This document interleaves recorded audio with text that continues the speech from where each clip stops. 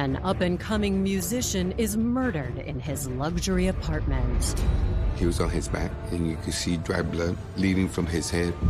The bullet hole lined up with him looking out the peephole. Investigators quickly realize this won't be an ordinary case. His family was related to the global superstar Beyonce. Video evidence suggests the killer is someone close to the victim. There's motion activation on his camera, and it's a young lady walking past his apartment. I think my husband is injured. You could see that she was carrying a handgun in her right hand. I believe that's who he was currently seeing since we've been separated. But is it the jealous girlfriend or the angry ex? He told me that she was pregnant, but that it wasn't his child. I just started hearing stuff like, yeah, she's talented, but there's something a little off about her. All I could think about was just hoping that he can get that justice that he deserves.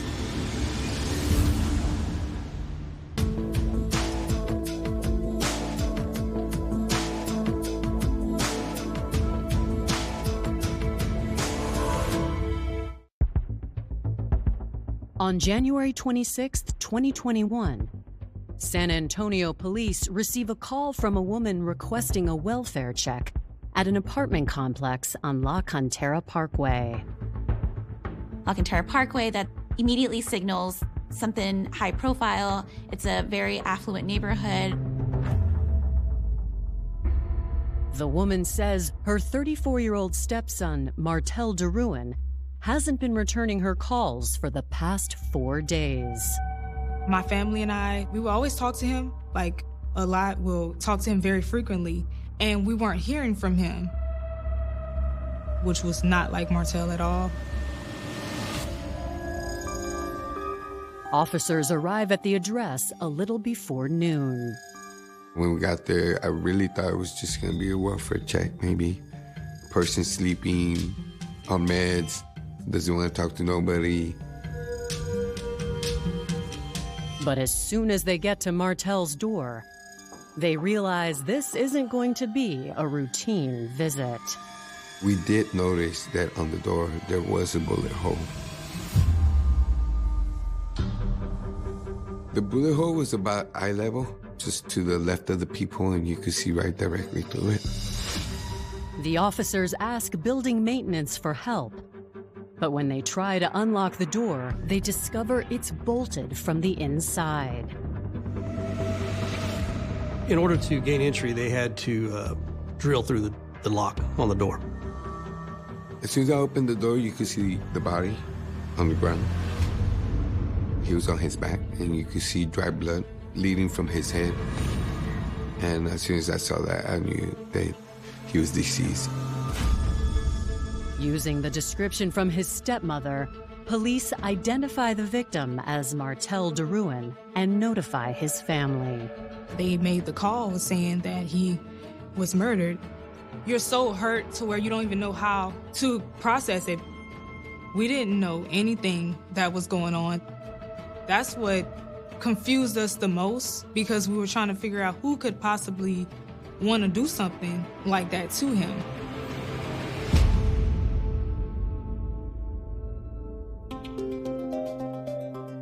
Martel Lord DeRuin was born June 18, 1986 in New Iberia, Louisiana. Growing up, he was very talented. He can paint really well. Like, he was a very good artist. He always loved music.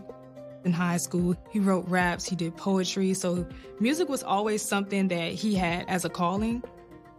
Considering his other family members, it wasn't hard to figure out where Martel's musical talent came from. His family was related to, obviously, the global superstar Beyonce. We're related through her mother's side of the family, and it's through the grandmother's side. Martel's high school sweetheart, Joya Jenkins, was his biggest supporter. They kind of grew up together and were young love that blossomed.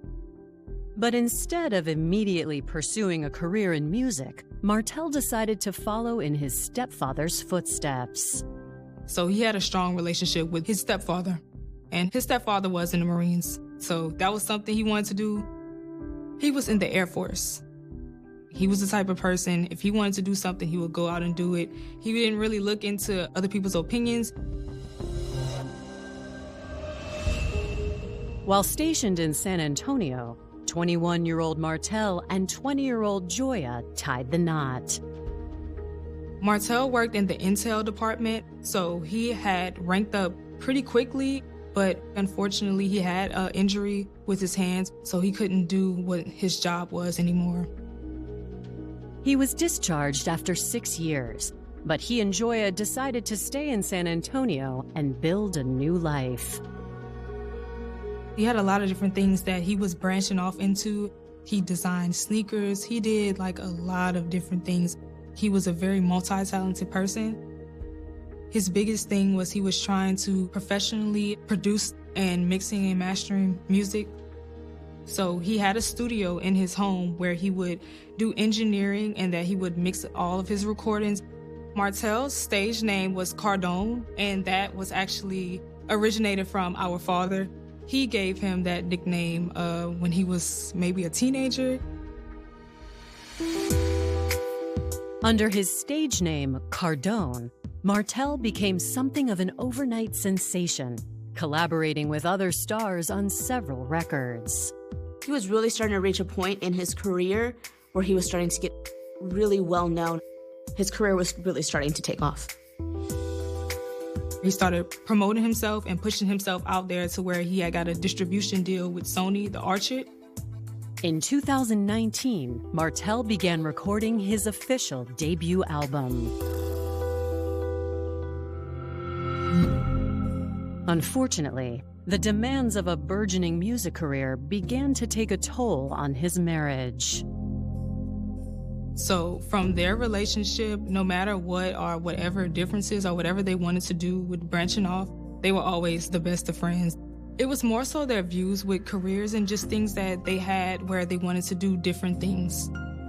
He and Joya eventually separated, renting out their home and moving into separate apartments.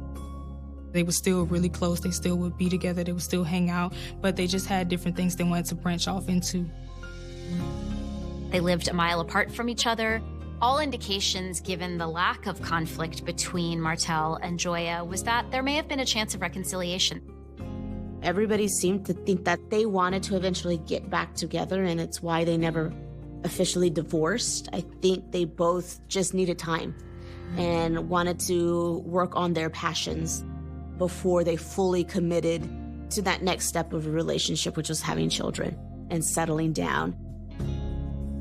But any hope of a reconciliation is now gone.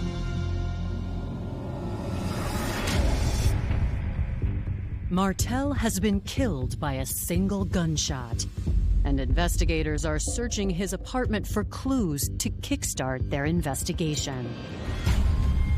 Police could tell he'd been there for a few days, and the blood was starting to kind of dry up around him. What I noticed in particular about Martel's body is where it was lying. He was on his back, on the floor, feet closer to the door, a lot of blood around him. We had that bullet hole in the door, so we knew he was a victim of someone shooting from the outside in. The bullet hole appeared to be to his forehead. It lined up with him looking probably out the peephole when he was shot. But a search of the apartment reveals something curious. Despite the fact that the fatal shot came from outside the apartment, investigators find evidence of an altercation inside. The apartment, it was in disarray. There were some broken dishes, and the bedroom was kind of messed up. The bed was messed up, and so it appeared that there was some type of scuffle in the apartment.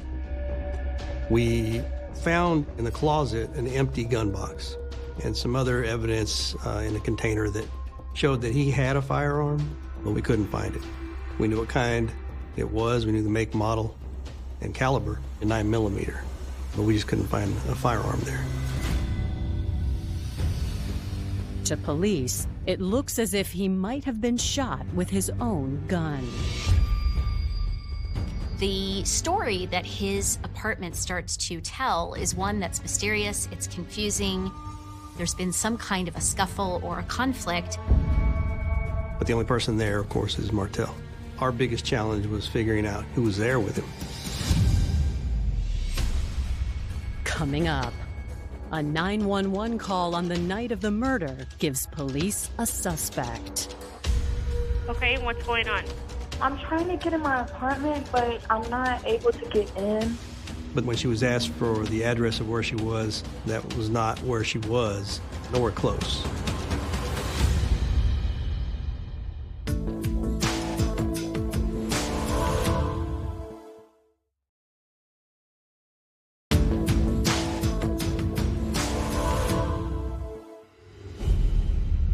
After analyzing the crime scene, homicide detectives believe Martel DeRuin was arguing with a visitor sometime before he was shot. We didn't have any idea who might have been there or what the scenario was that led up to this fight and then the shooting. But there was good evidence there to tell us the story of what happened. There were some women's shoes, some clothes. It appeared that there was a woman there. I see that there's a lot of broken things, a lot of broken glass, some furniture overturned, things like that. Moving through the apartment, we go to the back bedroom, and I noticed that the bed is broken. Another piece of evidence at the crime scene was a broken, or an acrylic fingernail, the kind that women typically wear. It had broken off and it was on the bed. We did collect that, hoping that maybe there was some DNA evidence on there. Next, detectives canvass the complex, hoping someone saw or heard something. When speaking to Martel's downstairs neighbor, they learn she often overheard arguments coming from Martel's apartment. The most recent happened around 8:30 p.m., January 22nd, 4 days ago. She's made several complaints to the management about arguing or loud noises and music from that apartment. So she just thought, okay, I'll have to report this to the management again, but I'll record it so I can have something to show them, some proof to provide. It was a cell phone video. It was directly downstairs. And you don't see anything in the video. She has it pointed kind of up toward the ceiling, and you hear two people arguing, a male and a female. You don't hear what they're arguing about, but you do hear yelling and screaming back and forth between two individuals. We were able to establish then that something happened that previous Friday night on January 22nd that led to the shooting. The neighbor who lives across the hall from Martel says she witnessed something as well. She describes how she's in her apartment, just kind of hanging out for the evening, and she is waiting for food. She starts hearing loud banging. She assumes it's her door, that person's delivering her food, but when she opens the door, it's not her food. She found a young lady knocking on Mr. DeRuin's door. They obviously notice each other, and she just says, oh, I'm trying to get back in. He's not letting me in. And she's like, I wanted nothing to do with it. I just close my door and I go back inside.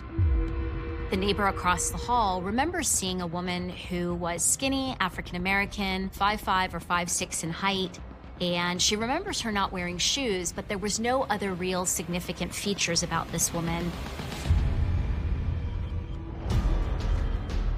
When her food does finally arrive and she goes back to the door, she says that woman is no longer there. So she just carries on. She doesn't hear or see anything else happen. It starts to paint a clearer picture that the two may have had an argument and she was clearly out of the apartment. It does lend some credibility to the idea that the person who may have been involved in this crime is a woman that Martel was involved with romantically. The neighbor didn't hear a gunshot, however, and strangely, no one else in the building did either. That apartment complex is situated very close to an amusement park that does fireworks, a fireworks display every night, and it's extremely loud. So they thought that it was the fireworks that night. But police do find a record of a woman calling 911 that night. She was concerned because there was a hole in the door, and she thought her husband was inside and maybe he was hurt. In the 911 call, she said, I need someone to come check my husband. My name is Joya. We're at this location. I don't have a key. She claims to be Martel's wife and says that she can't get into the apartment, that he's put her out of the apartment and she's just trying to get back in, but also that she may need him to get some medical care. The woman gave her name and address, but by the time police arrived, they found no sign of Joya. When they looked for the apartment number that she provided, they found it was located in a building that wasn't even constructed yet. It was still under construction. Officers tried to reconnect with the caller, but got no response. They couldn't give a report, and they just explained, well, there's nothing here because this is a building not finished. So that's why when they responded, they didn't find Martel that night. Detectives have a lot of information that's starting to build. They have this 911 call that mentions the deceased victim's wife, the neighbor's eyewitness account, but they don't really know what to make of it. I was really curious to find out as much as I could about that call, so I requested the audio. While waiting for the 911 audio, investigators call Martel's wife, Joya DeRuin, to the scene. It's clear to them that her reaction is one of shock. There's some deep loss and sadness there for her. They wanted to know if at any point their relationship was ever physical, if there was any domestic violence. And she was very quick. She said, no, we didn't have that kind of relationship. She said, we're separated, but it's amicable. We get along. We stay in touch. Joya tells police the last time she saw Martel was Thursday the 21st. She says he texted her that Friday, but claims she did not go to Martel's apartment. I did ask Joya if she called 911 on that previous Friday night. She said she did not. If Joya is telling the truth, the question for detectives is, who called 911? I did ask that Joya be provided a ride to the homicide unit office so she could provide a more detailed statement, and she willingly did that. When I got back to the homicide office, first thing I did was listen to the 911 call. I really wanted to hear that audio and find out if it would help us kind of figure out what was going on. What it starts to paint is a picture that whoever called in that 911 call is somebody who very deliberately tried to present themselves as a different person. That obviously becomes an area of concern for detectives.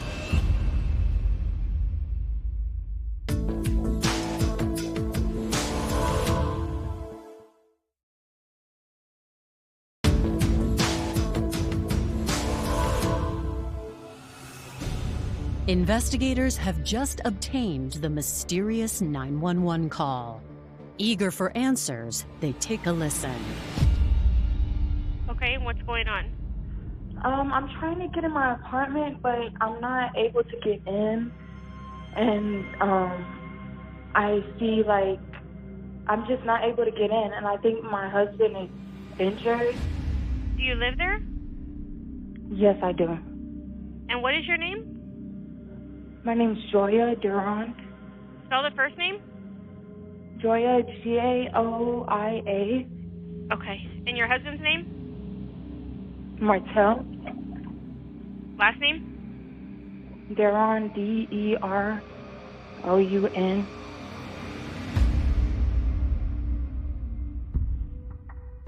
After reviewing the 911 call, detectives zero in on how Joya spells her name with a J, not a G. And that's not the only thing the caller got wrong. When she was asked for the address of where she was, she gave the street name O'Connor Road. That was not where she was, nowhere close.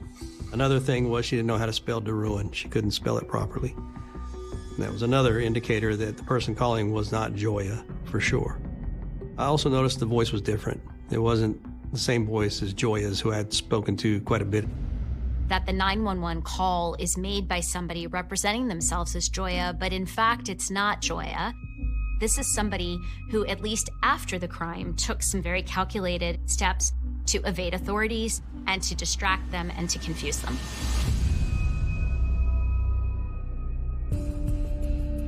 When investigators ask Joya if she has any idea who the caller might be, she tells them one name springs to mind. It's Sasha. Sasha. Last name Skare, S-K-A-R-E. And I believe that's who he was currently seeing now, since we've been separated. In the beginning, it was more of like a teacher-student type relationship where he was trying to develop her music and all that stuff like that. He was still with Joya at the time, and then they became more intimate after Joya and him obviously separated. She believed that knowing Martel was dating Sasha, it could only have been her. Sasha would have known her name. Sasha would have probably pretended to be her to keep attention off herself if something bad had happened. From the outside looking in, maybe this was a love triangle that just went wrong. Okay. And with the new girl hanging around, I know you said that you guys kind of broke it off. How did that make you feel? Did it make you feel jealous? No, I don't necessarily get jealous. It was just more or less the issues that he was not trying to deal with versus another woman. They remained great friends throughout their entire separation. She was a hairstylist, so she did his hair still, and they talked often. He would confide in Joya. He would tell her Sasha would get violent, that, she would want to fight and was causing problems. Is it a situation where we have a new girlfriend who is jealous of the close relationship that Martel still had with his estranged wife? Joya's take on what happened to Martel was it had to be Sasha who was involved. She couldn't think of any other person or any other reason why someone would want to hurt him. Joya showed us on social media the profile page for Sasha, and we could see pictures of her. So that gave us a good lead, a good starting point.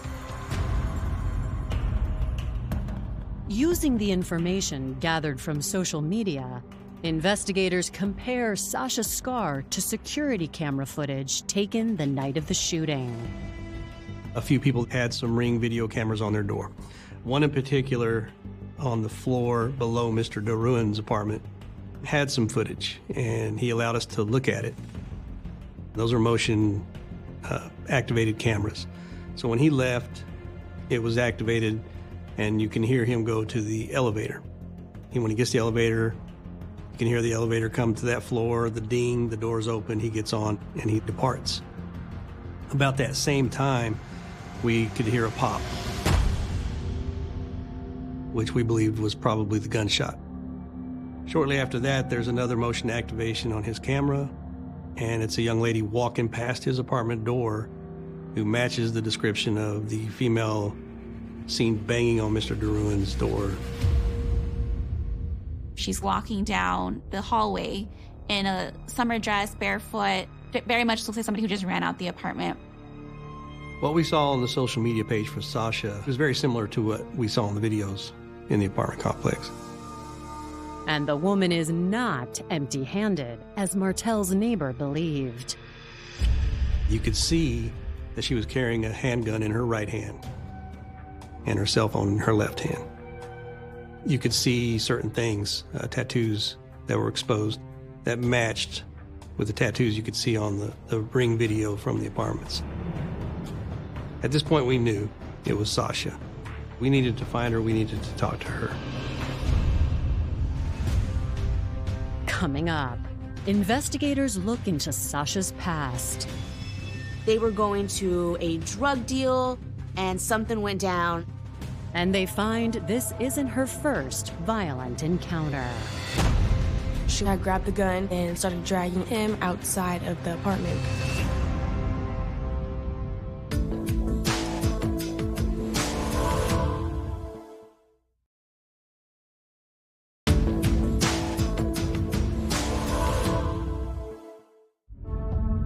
After confirming the ID of the woman in the Ring video as Sasha Skare, investigators run a background check and learn that 21-year-old Sasha has spent most of her adult life in nearby Austin, Texas. I met Sasha through a music event. We were doing a local hip-hop show. It was like a house party. I was introduced to her, and then after that, she came onto my podcast because I interview like a lot of up-and-coming artists, mainly in the Austin area. Like Martel, Sasha was an up-and-coming musician. Sasha, she had like a lot of potential you could see from her shows. She checked all the boxes, you know, as far as the music, the talent, the persona. She was pretty much the whole package. Thank y'all. But it seems there was another side to Sasha as well. I just started hearing stuff through the grapevine. Like, yeah, Sasha, she's talented, but there's something a little off about her. And they would talk about she would have like narcissistic type of tendencies and stuff. And at first I thought it was just like girls talking, you know, being jealous. With entertainers and artists, I mean, we're all a little narcissistic in our own ways, you know?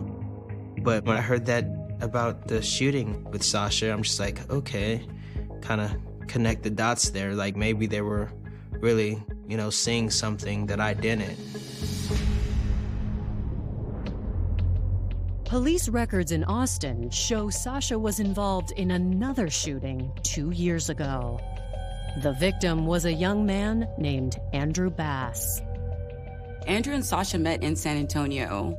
He told me that they crossed each other's path walking on the east side and exchanged information and kind of became friends at that point. She ended up needing a place to stay. And so that's how they came together, both to my house, but like as a unit, boyfriend and girlfriend. They were sweet together, and she looked like she was good for him. They went back and forth between San Antonio and Austin a lot because I know she was working on music. Despite Sasha's talent, the young couple were struggling to get by. Sasha and Andrew lived with me for several years. Andrew told me that she was pregnant, but that it wasn't his child. And she went to Florida when she had to have the baby and then came back. The baby stayed with her mom in Florida. She came back to Texas with Andrew. Then at some point, Sasha's mom moved to Austin, Texas because she had the baby, and they kind of would go back and forth between my house and Sasha's mom's house in Austin, Texas. They were working, saving money, you know, taking care of the baby, traveling back and forth, trying to build a life for themselves, really. But he and Sasha, you know, made a really poor choice.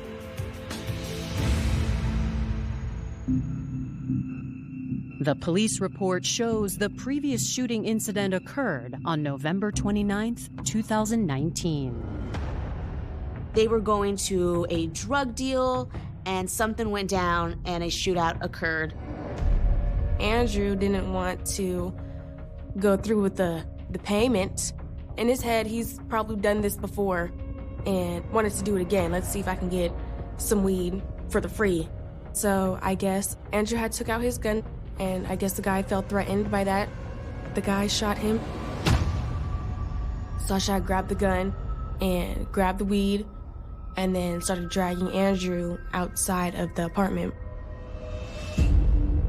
Sasha managed to get Andrew to the car where she called 911. But Andrew died before he could be taken to a hospital. Detectives are heavily dependent on what she's willing to tell them to try and put the facts together about what happened. Ultimately, Sasha is charged with aggravated robbery and assault with a deadly weapon. She was out on bond when the incident with Martel happened, so she wasn't even really supposed to be in San Antonio. Now we've identified Sasha. We know that's who we need to get. The arrest warrant is obtained. Investigators track down Sasha's current address, but when they show up to arrest her, she's nowhere to be found. We knew we were going to have to start looking for her. So I get in touch with the U.S. Marshal Service, who then starts their manhunt. So we're actively now searching for Sasha with an active warrant for murder.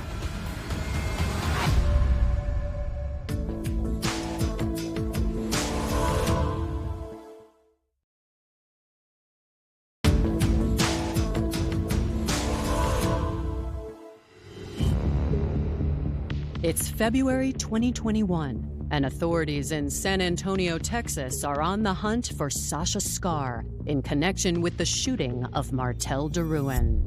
Knowing she might be armed and potentially dangerous, investigators distribute Sasha's photo to the media. The case did capture some media attention, which was good for us. We wanted it out there that we were looking for Sasha Skare. Martel's family relations with Beyonce, that was kind of like the key thing that people were like, wait, who? It got everybody talking. While U.S. Marshals join the manhunt, investigators continue building their case against her.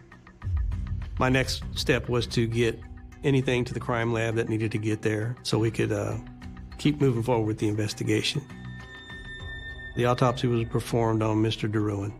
A projectile was recovered from Martel and was confirmed to be a 9mm, which is the same caliber as the gun that was missing from Martel's apartment. Detectives also obtained Martel's phone records from the night in question. That gave us all the text messages from the night that he was killed. So we saw the conversation between him and Sasha, and it was very telling. He explained to her he was upset because she was bringing other men around. He didn't like that, and he had asked her to stop, but she kept doing it. And he had confronted her about it, and we think that's what started this big fight between the two of them. You see in the text messages, he tells her, I had to defend myself. You attacked me, I had to get you out of here. But you need to bring my gun back. The final message was sent minutes before the gunshot was recorded on the doorbell footage. When police track the number Sasha used to text Martel, they discover some valuable information as well. She was on the move. They were able to determine she was coming back to Texas, and they were getting close to pinpointing where she was. But before they could do that, Sasha actually turned herself in. My name is Sasha Skare. After I seen the news and everybody telling me, you're wanted, I realized that I was wanted for murder. I called my lawyer, and my lawyer just walked me through, like, as far as the process would go. The main thing that was on my mind was, like, my son. I can't just run away from everything. Like, I have to deal with this because I have a family. After charging her with murder, I went to interview Sasha Skare at the jail. She seemed exhausted. You could tell she'd been on the run. What I want to do, the reason I'm here is to give you an opportunity to give your side of the story of what happened, okay? You be willing to do that? Not without my lawyer present. Okay. You do have an attorney? Okay. She had her opportunity right then to really explain to me what happened that night, but she chose not to. She didn't want to talk, but we had a search warrant to get her DNA sample. Sasha's silence leaves the evidence to speak for itself. We were able to get a DNA sample from Sasha. That did match up with the female DNA on the acrylic fingernail. So we knew that was her nail, and it probably was broken off during the fight. At this point, my work is done. We pretty much have everything. I'm waiting for it to get to trial. In August 2023, Sasha appears in court for a plea hearing. We were told by some of our sources at the courthouse that, hey, they're offering a plea. We believe the terms are 20 years. I thought for sure, oh, she's gonna take it, right? It was a very favorable plea agreement, which would have taken the death penalty off the table. My lawyer made it a point to know that at the end of the day, this is your choice. I didn't take the 20-year plea because I was really just thinking about my son.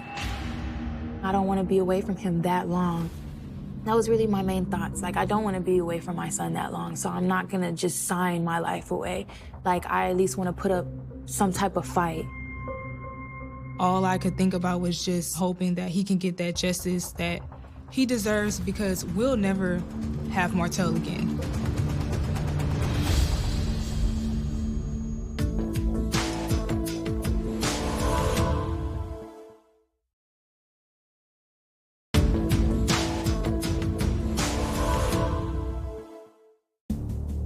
In August 2023, 2.5 years after Martel Deruin's murder, the trial for his accused killer, Sasha Skare, finally begins. Sasha pleads not guilty to his murder. The entire case that the prosecution presents is overwhelming. It's overwhelmingly against Sasha. Their theory is that they got into an argument and he kicked her out. She didn't like it, but before she left, she took his handgun. He was maybe ending things, and she knew when she got his attention to come to the door, that was her opportunity, and impulsively shot through the door.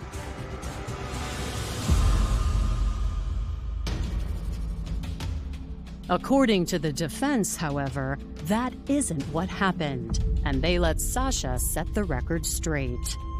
What I was really taken aback with was the fact that her attorneys let her take the stand. That's rare. That hardly ever happens. She presents a side of Martel and a narrative about what happened that night that's entirely different. I had an art show in Austin and he had a music show in San Antonio. So our plan was to come together, work on the show that we have planned together, and the same night go to our shows. We had been drinking, and I remember I was on the phone with a videographer trying to do business and get some videos done.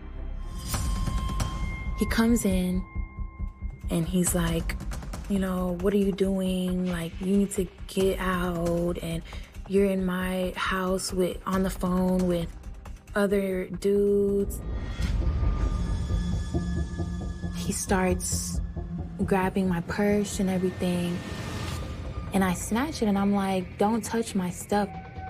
I was in an abusive relationship one time, so after that relationship, I was like, I'm not gonna take that from anybody ever again. After I snatched it, he tackles me onto the bed and starts hitting me. And when he starts hitting me, I'm fighting back, trying to get him off me, like I'm clawing his face. I'm trying to push him off, but you know, it was not easy. And he started choking me. I started blacking out to where like I couldn't breathe, and that's when I panicked. It was like, I just need to do something. He's not stopping. And my first instinct was to grab the gun. I was like, don't touch me, don't touch me. And I was backing up. I started throwing everything. I started throwing dishes on the floor to kind of separate us. And after that, I jumped over the counter because the glass was all over the floor. That's when I ran out. I was just trying to find an escape at that moment. It just really got out of hand more than I ever planned it to. According to Sasha, what happened next was an accident. She claimed that she realized that her belongings were inside. She was knocking on the door, trying to get back in. He wasn't responding, according to her story. and she was banging on the door with the gun. She says when she does that, it accidentally just goes off. It was an accident. I didn't intend to actually shoot him and kill him, because, he was my friend. Why would you want that to happen to somebody you were close with? However, the evidence doesn't support Sasha's story. They have her demonstrate how the gun went off. But if you look at the door from Martel's apartment, the bullet hole is directly straight into the doorway. And so that just doesn't line up forensically. She had said she jumped over a counter. The prosecutors took a photo. On the counter, it's not a very big counter, are bowls. He's like, how did none of these bowls move? On August 31st, 2023, the jury renders their verdict. They came back within a few hours with a guilty verdict, and then she was subsequently sentenced to 55 years in prison. It was a lot for that, hearing the verdict, but watching my family burst out into tears and hug each other, that was one of the best feelings I can probably say I've had in my life. I think justice was served, but it's a very sad case. It shouldn't have happened.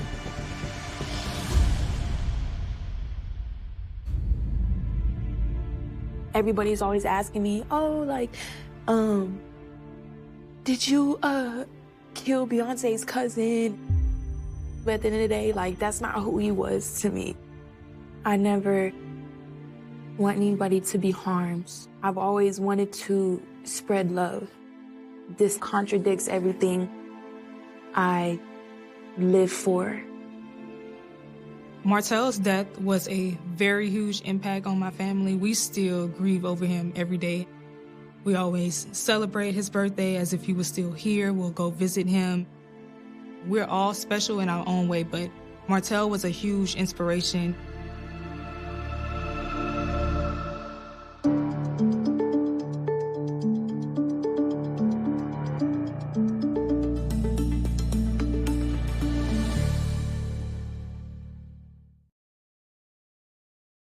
The pursuit of creative expression often leads individuals to seek out vibrant urban spaces where art and music can flourish.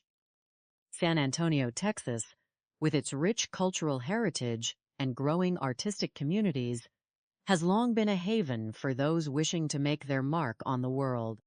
In the early weeks of the year 2021, this thriving city became the backdrop for a deeply tragic event that would shock the local community and resonate far beyond the borders of the state. The quiet, upscale neighborhoods surrounding La Cantera Parkway are typically associated with safety, luxury, and the serene beauty of the Texas Hill Country. This area, known for its high-end residential complexes and proximity to upscale shopping centers, is the last place anyone would expect to find a major crime scene. Yet, it was precisely here that a young, promising life was abruptly cut short, setting off a complex investigation that would test the skills of local law enforcement and ultimately reveal a story of ambition, deception, and tragic choices. The sequence of events that brought this case to light began with a simple act of familial concern. On January 26, 2021, a worried stepmother reached out to the San Antonio Police Department, requesting what is commonly known as a welfare check. For 4 consecutive days, her 34-year-old stepson had not responded to any phone calls, text messages, or attempts at contact.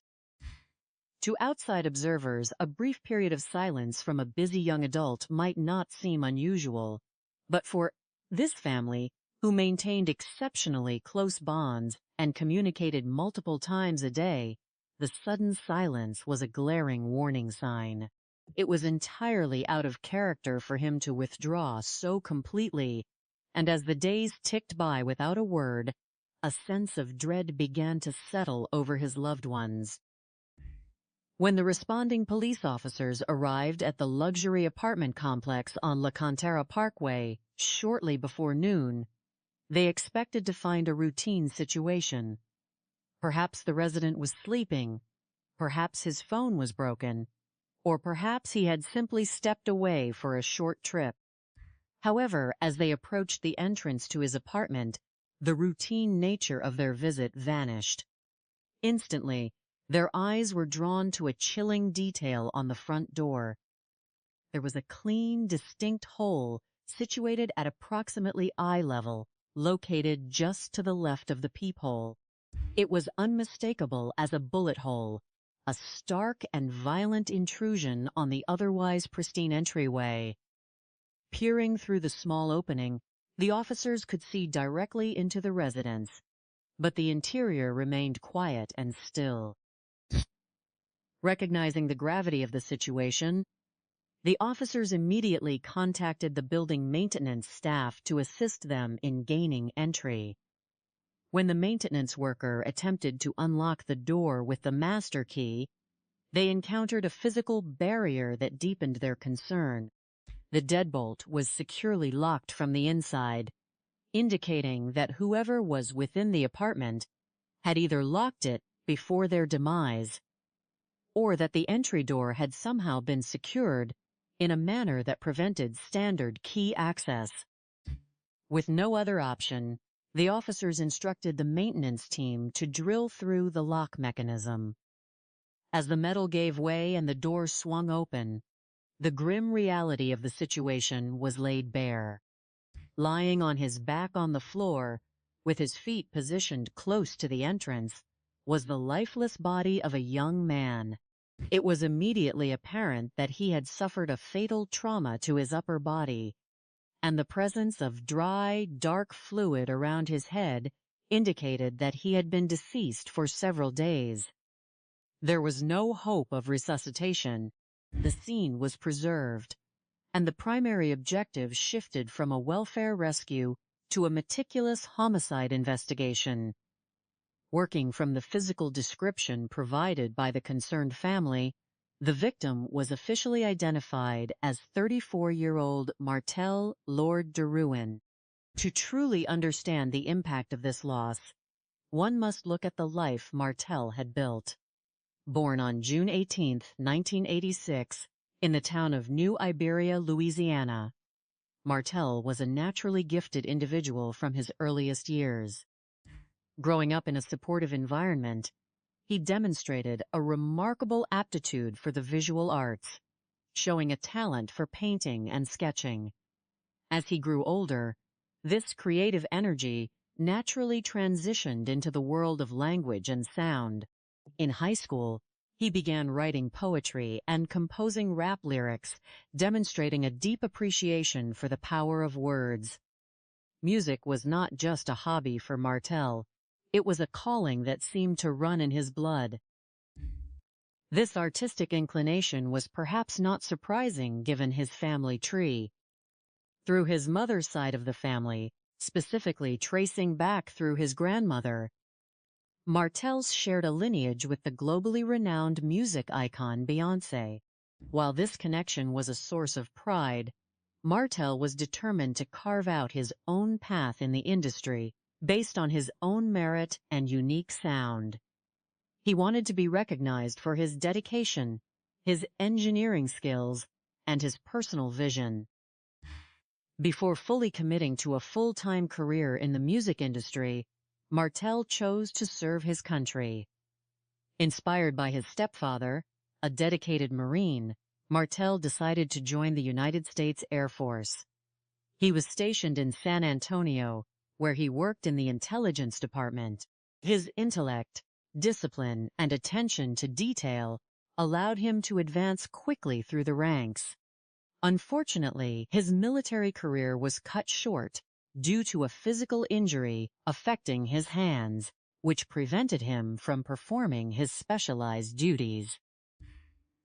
After 6 years of honorable service, he received a medical discharge. Rather than returning to Louisiana, he and his high school sweetheart, Joya Jenkins, decided to remain in San Antonio to build their future together. Martel and Joya had married when he was 21 and she was 20, embarking on a journey of shared dreams. Following his discharge, Martel channeled his focus back into his first love, music. He was a multi-talented entrepreneur who designed custom sneakers and explored various creative avenues. But his primary focus was the technical side of music production. He established a professional-grade recording and mixing studio within his home, mastering the complex art of audio engineering. Under the stage name Cardone, a nickname bestowed upon him by his father, during his teenage years, Martel began to gain significant traction in the competitive hip-hop scene. His hard work began to pay off in a major way. Martel collaborated with several established artists and secured a highly sought-after distribution deal with The Orchard, a subsidiary of Sony Music. By 2019, he was actively recording his debut studio album, and his career was on a clear upward trajectory. However, the intense demands of an accelerating career, combined with the late hours and relentless focus required to run a studio, began to place a heavy strain on his marriage. Recognizing that they were drifting in different directions, professionally, Martel and Joya made the difficult decision to separate. Their separation, however, was remarkably devoid of the bitterness that so often characterizes the end of relationships. They rented out their shared home and moved into separate apartments located only a mile apart from each other. They remained exceptionally close friends, continuing to support one another's endeavors.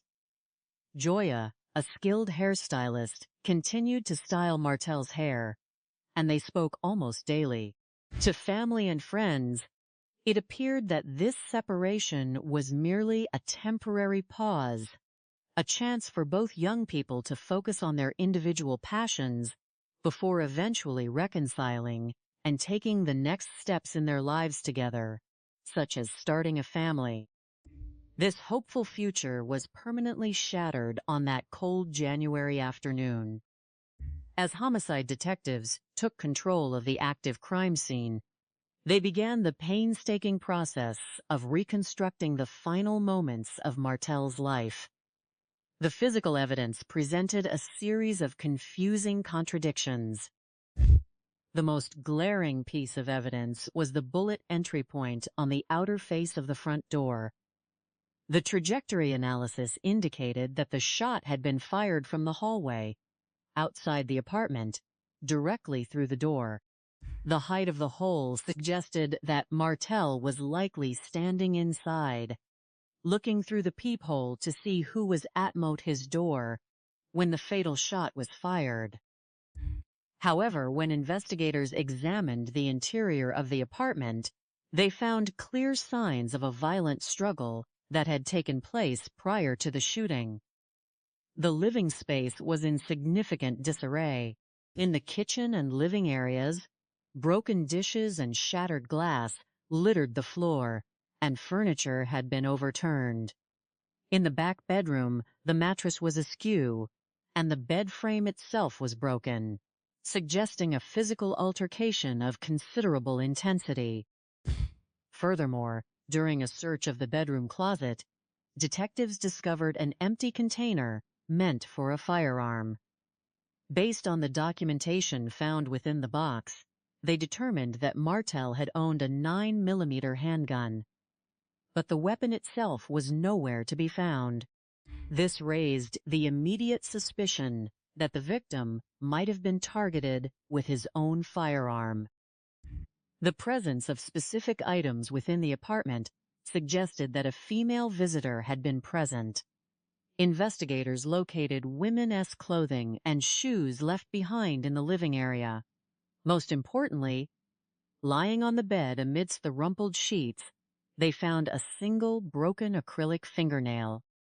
Recognizing the potential value of this item, forensic technicians carefully collected the nail, hoping it would yield touch DNA evidence that could identify the visitor.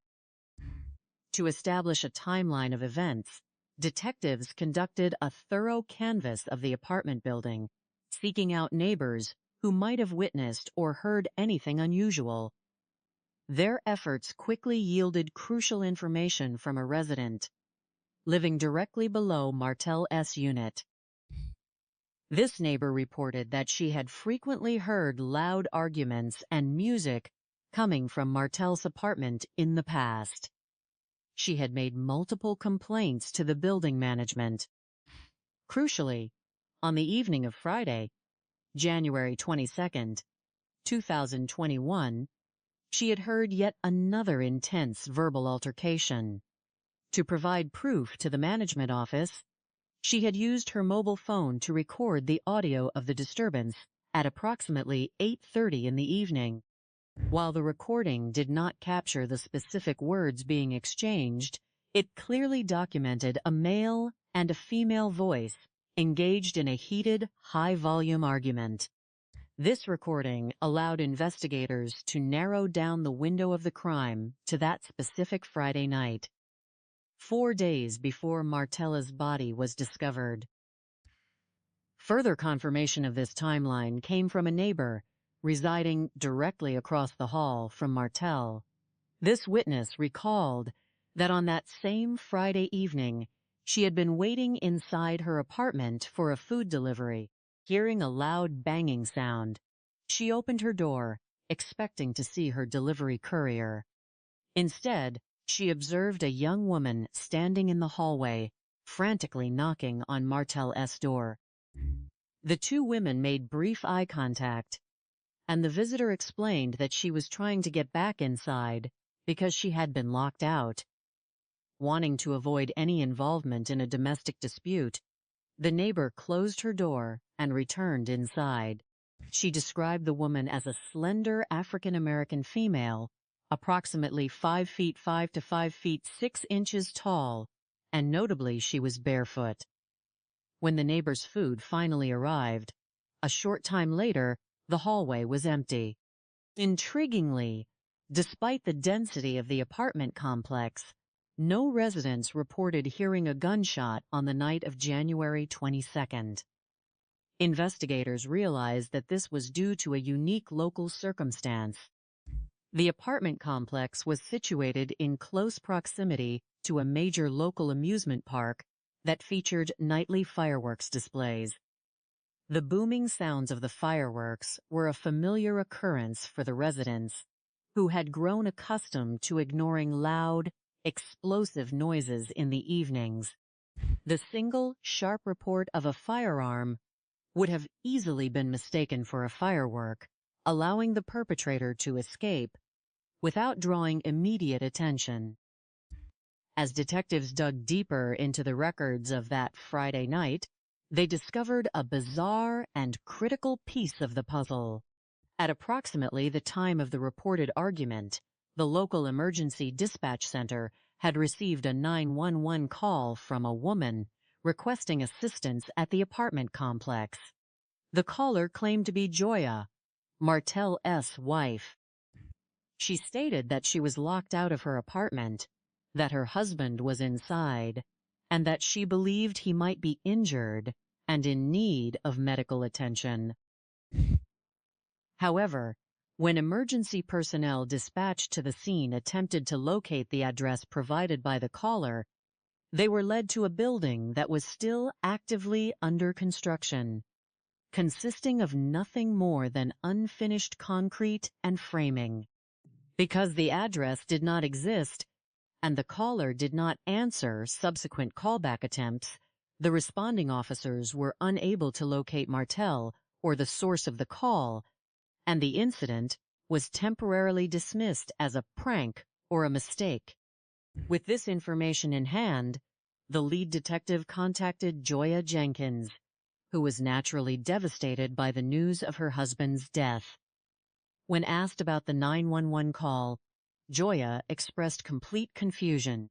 She stated unequivocally that she had not been at Martellus' apartment on Friday night, nor had she made any phone calls to emergency services.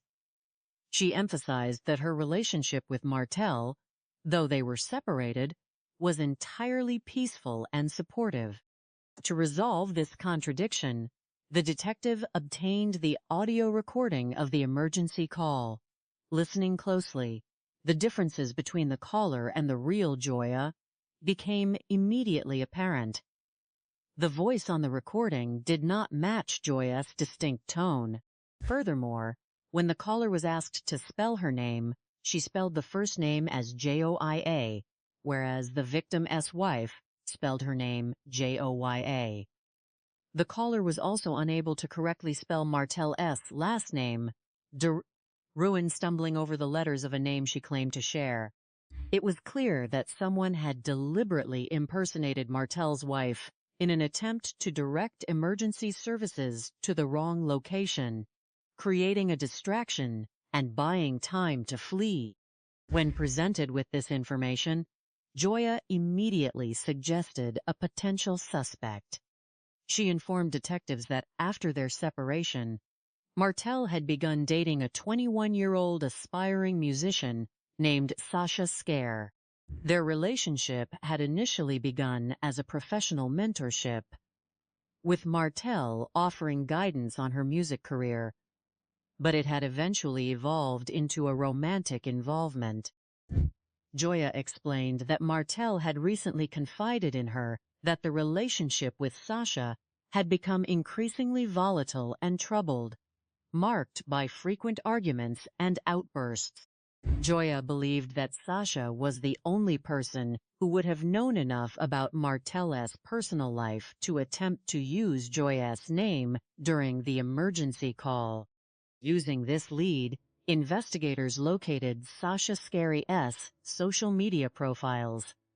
The photographs online depicted a young woman whose physical characteristics closely matched the description provided by the neighbor across the hall. Armed with this visual reference, detectives obtained security footage from a resident living on the floor directly below Martell's apartment, who utilized a motion-activated doorbell camera. The footage from that Friday night provided a chronological account of the suspect's movements. At approximately the time of the confrontation, the camera captured the sound of the elevator arriving on the floor, followed by a distinct popping sound that investigators identified as the fatal gunshot.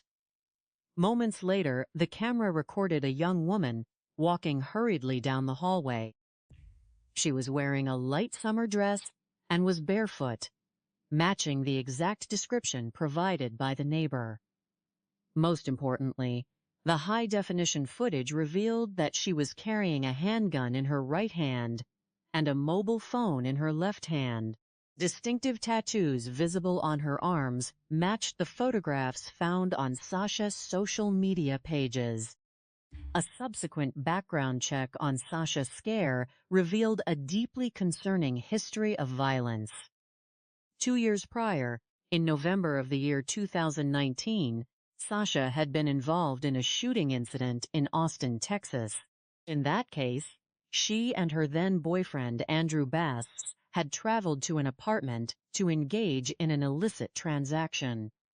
An altercation ensued, resulting in a shootout where Andrew was fatally injured.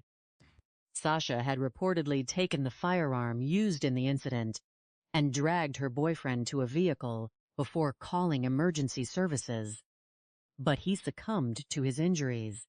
At the time of Martell's death, Sasha was out on active bond for charges of aggravated robbery and assault with a deadly weapon in connection with that Austin case. She was legally prohibited from leaving the Austin area, meaning her presence in San Antonio was a direct violation of her bond conditions. With overwhelming evidence pointing to Sasha as the perpetrator, investigators secured an arrest warrant for murder. However, when they attempted to locate her at her known addresses, she had vanished. The San Antonio Police Department enlisted the assistance of the United States Marshals Service to initiate a nationwide manhunt. Due to Martel's familial connection to a global celebrity, the case received widespread media coverage, which kept Sasha's face in the public eye. During the search, forensic technicians completed their analysis of the physical evidence. The projectile recovered during Martel's autopsy was confirmed to be a 9mm bullet, consistent with the caliber of the firearm missing from his apartment. Furthermore, the DNA extracted from the broken acrylic fingernail found on Martel's bed returned a perfect match for Sasha Skare. Recognizing that the net was tightening around her, Sasha contacted her legal counsel and ultimately chose to surrender to authorities in early February of 2021. When questioned by the lead detective, she declined to provide a statement without her attorney present. In August of the year 2023, the case finally proceeded to trial. Prior to the commencement of the proceedings, the prosecution offered Sasha a plea agreement that would have resulted in a 20-year prison sentence. To the surprise of many, she rejected the offer, stating that she could not bear the thought of being separated from her young son for such a long duration, and preferred to take her chances in front of a jury. During the trial, the prosecution presented a seamless and devastating case, utilizing the forensic evidence, the text messages retrieved from Martel's phone, the doorbell camera footage, and the fraudulent 911 call to paint a picture of an intentional, impulsive act of violence. The text messages from the night of the crime revealed that Martel had confronted Sasha about her behavior, explicitly stating that he had been forced to defend himself from her physical aggression and demanding that she return his firearm after he escorted her out of his home. In a rare legal move, the defense chose to have Sasha take the witness stand to present her version of events. She claimed that on the night of the shooting, Martel had become violent during an argument regarding a business call she was making. She alleged that he had physically assaulted and choked her, prompting her to grab his firearm in self-defense. She claimed that she had managed to escape the apartment, but realized her personal belongings were still inside. She asserted that she was banging on the front door with the heavy metal frame of the handgun, trying to get his attention, when the weapon accidentally discharged through the wood.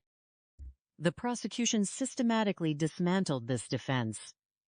They presented forensic analysis of the door, demonstrating that the bullet hole was perfectly horizontal and clean, indicating a deliberate, aimed shot rather than an accidental discharge resulting from striking the door. Furthermore, they pointed out that her claim of jumping over a counter to escape was contradicted by crime scene photographs showing fragile glass bowls resting undisturbed on that very counter. On August 31, 2023, after only a few hours of deliberation, the jury returned a verdict of guilty. Sasha Skare was subsequently sentenced to 55 years in prison. Analyzing the underlying motives of this tragic case reveals a pattern that is unfortunately common in domestic homicides. The escalation of conflict often stems from issues of control, possessiveness, and the inability to accept the boundaries established by a partner. In this instance, Martel's attempt to establish firm boundaries and end a volatile relationship triggered an impulsive, violent reaction. The frequency of étouche hot cases in modern society highlights the critical need for early intervention in high-conflict relationships. When individuals exhibit patterns of volatility, control, or past involvement in criminal behavior, these traits often escalate if left unaddressed. The success of the police in tracking down the perpetrator in this case relied heavily on the integration of traditional investigative techniques and modern technology. The utilization of neighborhood surveillance systems, such as motion-activated doorbell cameras, provided the objective visual evidence needed to identify the suspect and disprove her claims. Furthermore, the rapid collection of physical evidence, such as the broken fingernail, provided indisputable DNA matches that linked the suspect directly to the scene of the struggle. The sophistication of the criminal in this case was characterized by an attempt to manipulate the justice system through deception, such as the fraudulent emergency call and the use of an alias. However, these attempts ultimately failed due to the meticulous nature of the investigation. The minor errors made by the perpetrator, such as misspelling the victim's name and providing an incorrect address, served as immediate indicators of deception to seasoned detectives. This tragic story offers profound life lessons for communities everywhere. It underscores the importance of recognizing the warning signs of toxic and volatile relationships before they escalate to physical violence. It also highlights the value of community vigilance. The neighbor who recorded the audio of the argument and the neighbor who observed the suspect in the hallway provided critical pieces of information that helped secure justice. For law enforcement, this case demonstrates that a swift, multifaceted response, combining forensic science, digital evidence, and community outreach, is essential for resolving complex homicides and ensuring that those who commit acts of violence are held accountable under the law. Through these efforts, the memory of those lost can be honored, and steps can be taken to prevent such tragedies from occurring in the future. The tragic loss of a promising life always leaves a profound void in the fabric of a community, particularly when that life is cut short by an act of senseless violence. In the early weeks of the year 2021, the city of San Antonio, Texas, became the backdrop for a deeply unsettling investigation that would challenge seasoned homicide detectives and capture the attention of music enthusiasts nationwide. The victim was Martel Lord Deruin, an up-and-coming musical artist who performed under the stage name Cardone. Known not only for his striking talent and artistic versatility, but also for his familial connection through his grandmother to the maternal side of the global music icon Beyoncé, Martel Deruin was a man of diverse accomplishments and deep relationships.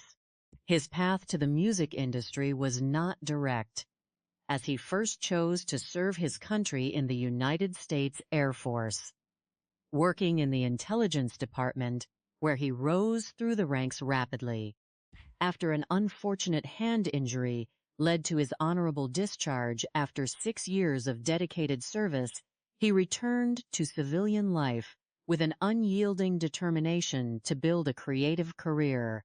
He designed footwear, painted, wrote poetry, and ultimately built a state-of-the-art recording studio in his home to professionally produce, mix, and master music.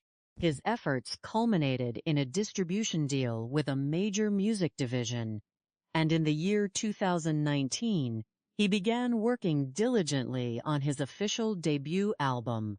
His high school sweetheart and wife, Joya Deruin, was his steadfast companion, and although the pressures of a growing career eventually led to an amicable separation, the two remained exceptionally close, living only a mile apart and continuing to support one another daily. This promising trajectory was abruptly halted on January 26, 2021, when the San Antonio Police Department received a call from the stepmother of Martel Deruin requesting a welfare check. She explained that it was highly unusual for him to remain out of touch, and that the family had not heard from him for 4 days. When officers arrived at his luxury residence at the Towers apartment complex located on La Cantera Parkway, an area known for its affluence and safety, they immediately realized this was not a routine visit. On the front door of the apartment, just to the left of the eye-level peephole, was a single clean bullet hole that pierced directly through the wood. Finding the deadbolt locked securely from the inside, officers had to rely on building maintenance to drill through the lock to gain entry. Upon opening the door, they discovered the lifeless body of Martel Deruin lying on his back on the floor, with his feet closest to the entrance. He had suffered a single fatal gunshot wound to his forehead, and the forensic positioning indicated that he was likely looking through the peephole from the inside when the shot was fired from the hallway. Homicide investigators immediately began a meticulous examination of the scene to reconstruct the events. Although the fatal shot came from outside the apartment, the interior showed clear signs of a violent struggle. The bedroom was in complete disarray. Dishes were shattered across the floor, furniture was overturned, and a bed was broken. In the closet, detectives found an empty gun box for a 9mm handgun, which belonged to Martel Deruin, but the weapon itself was missing. This discovery suggested the grim possibility that the victim had been shot with his own firearm.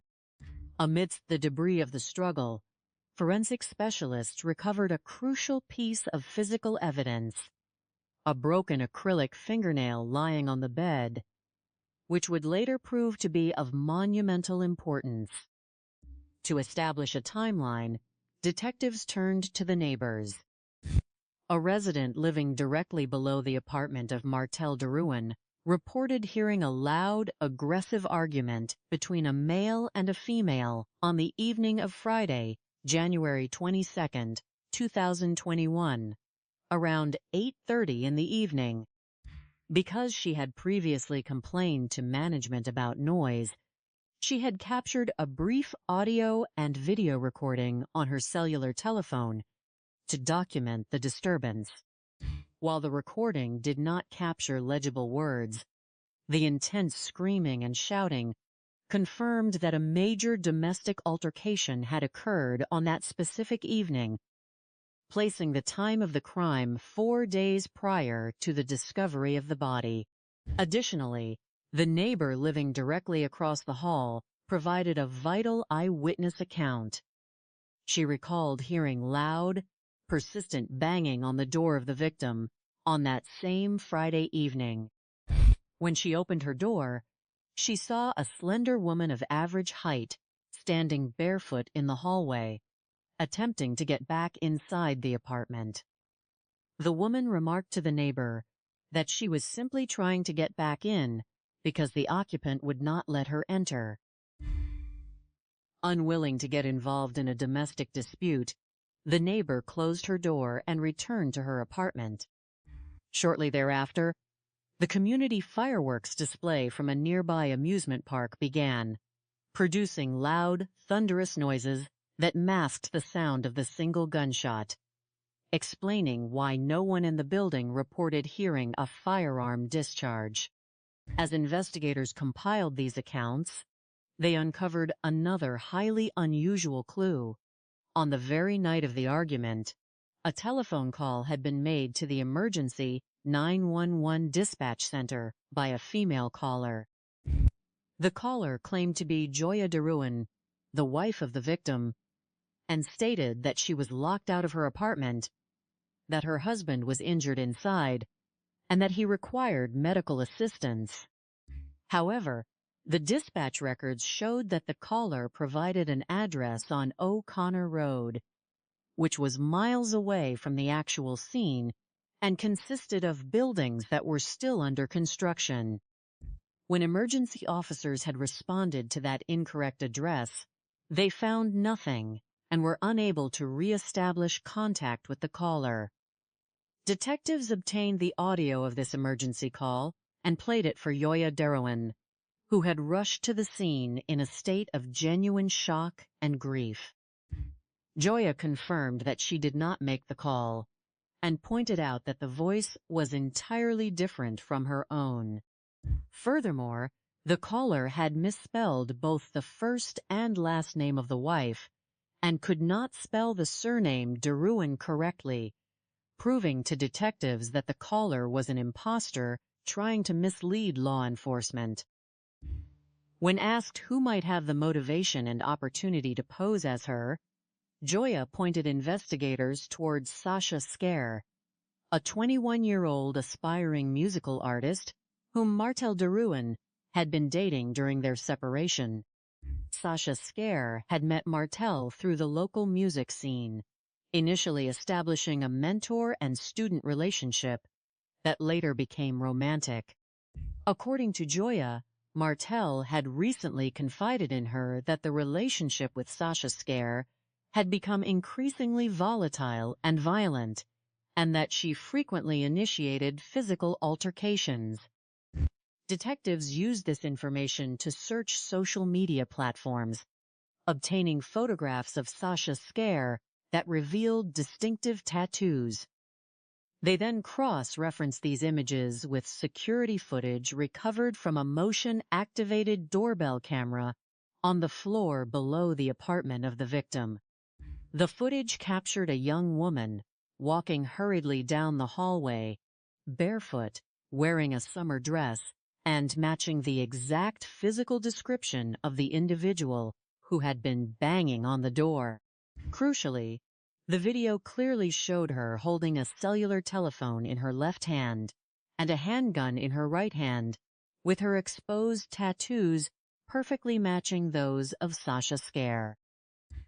With the suspect identified, investigators ran a comprehensive background check and discovered a highly concerning history.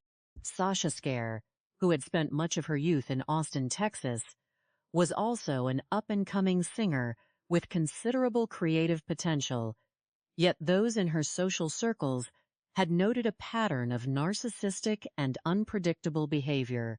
More alarmingly, police records revealed that she was currently out on bond for an active charge of aggravated robbery and assault with a deadly weapon in Travis County, stemming from a 2019 drug transaction that had turned fatal for her then-boyfriend, Andrew Bass. Despite the restrictions of her bond, she had traveled to San Antonio and entered into a relationship with Martel Derowan. An arrest warrant for murder was quickly obtained, but when police went to her known address, Sasha Skare had already fled. The San Antonio Police Department enlisted the assistance of the United States Marshals Service to initiate a widespread manhunt. Because of the victim's connection to a global celebrity, the case received significant national media attention, which put immense pressure on the fugitive. Simultaneously, investigators analyzed cellular telephone tower records, which showed that her phone was actively moving across state lines before heading back toward Texas. Before the federal authorities could pinpoint her exact location, Sasha Skare contacted her attorney and surrendered to law enforcement. Upon her arrest, she refused to provide a statement to detectives without her counsel present, but investigators successfully executed a search warrant to obtain a sample of her genetic material. The crime laboratory subsequently confirmed that the genetic profile from her sample perfectly matched the deoxyribonucleic acid recovered from the broken acrylic fingernail found on the bed of the victim, establishing indisputable physical proof of her presence during the struggle. The investigation also yielded a clear narrative of the motive through the recovery of text messages from the cellular telephone of the victim. The messages from the night of the shooting revealed that Martel Deruin was deeply upset with Sasha Skare for bringing other men into his social and professional circles. He had confronted her, leading to a physical fight. In the text exchange, Martel explicitly stated that he had to defend himself against her attack and had forced her out of the apartment, demanding that she return his 9mm handgun, which she had taken before leaving. The final text messages were sent only minutes before the doorbell camera captured her, walking down the hallway with the weapon. In August of the year 2023, the trial of Sasha Skare began in Bexar County. She had previously rejected a favorable plea agreement of 20 years in prison, choosing instead to plead not guilty. In a rare move, her defense team allowed her to take the witness stand to present her version of the events. She claimed that Martel Deruin had become violently jealous because she was on the telephone with a business associate, and that he had attacked and choked her. She asserted that she grabbed his handgun in self-defense, threw household items to create a barrier, and fled the apartment. She further claimed that she returned to the door to retrieve her personal belongings and was merely banging on the door with the firearm when it accidentally discharged through the wood.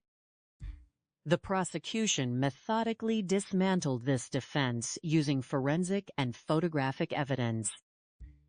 Forensic specialists demonstrated that the trajectory of the bullet was completely straight and horizontal, which directly contradicted the claim of an accidental discharge from a person awkwardly pounding on a door. Furthermore, the prosecution presented photographs of the kitchen counter that Sasha Skare claimed to have jumped over during her escape. The counter was filled with fragile, undisturbed bowls, proving that her chaotic escape narrative was fabricated. After only a few hours of deliberation on August 31, 2023, the jury returned a guilty verdict, and Sasha Skare was sentenced to 55 years in state prison.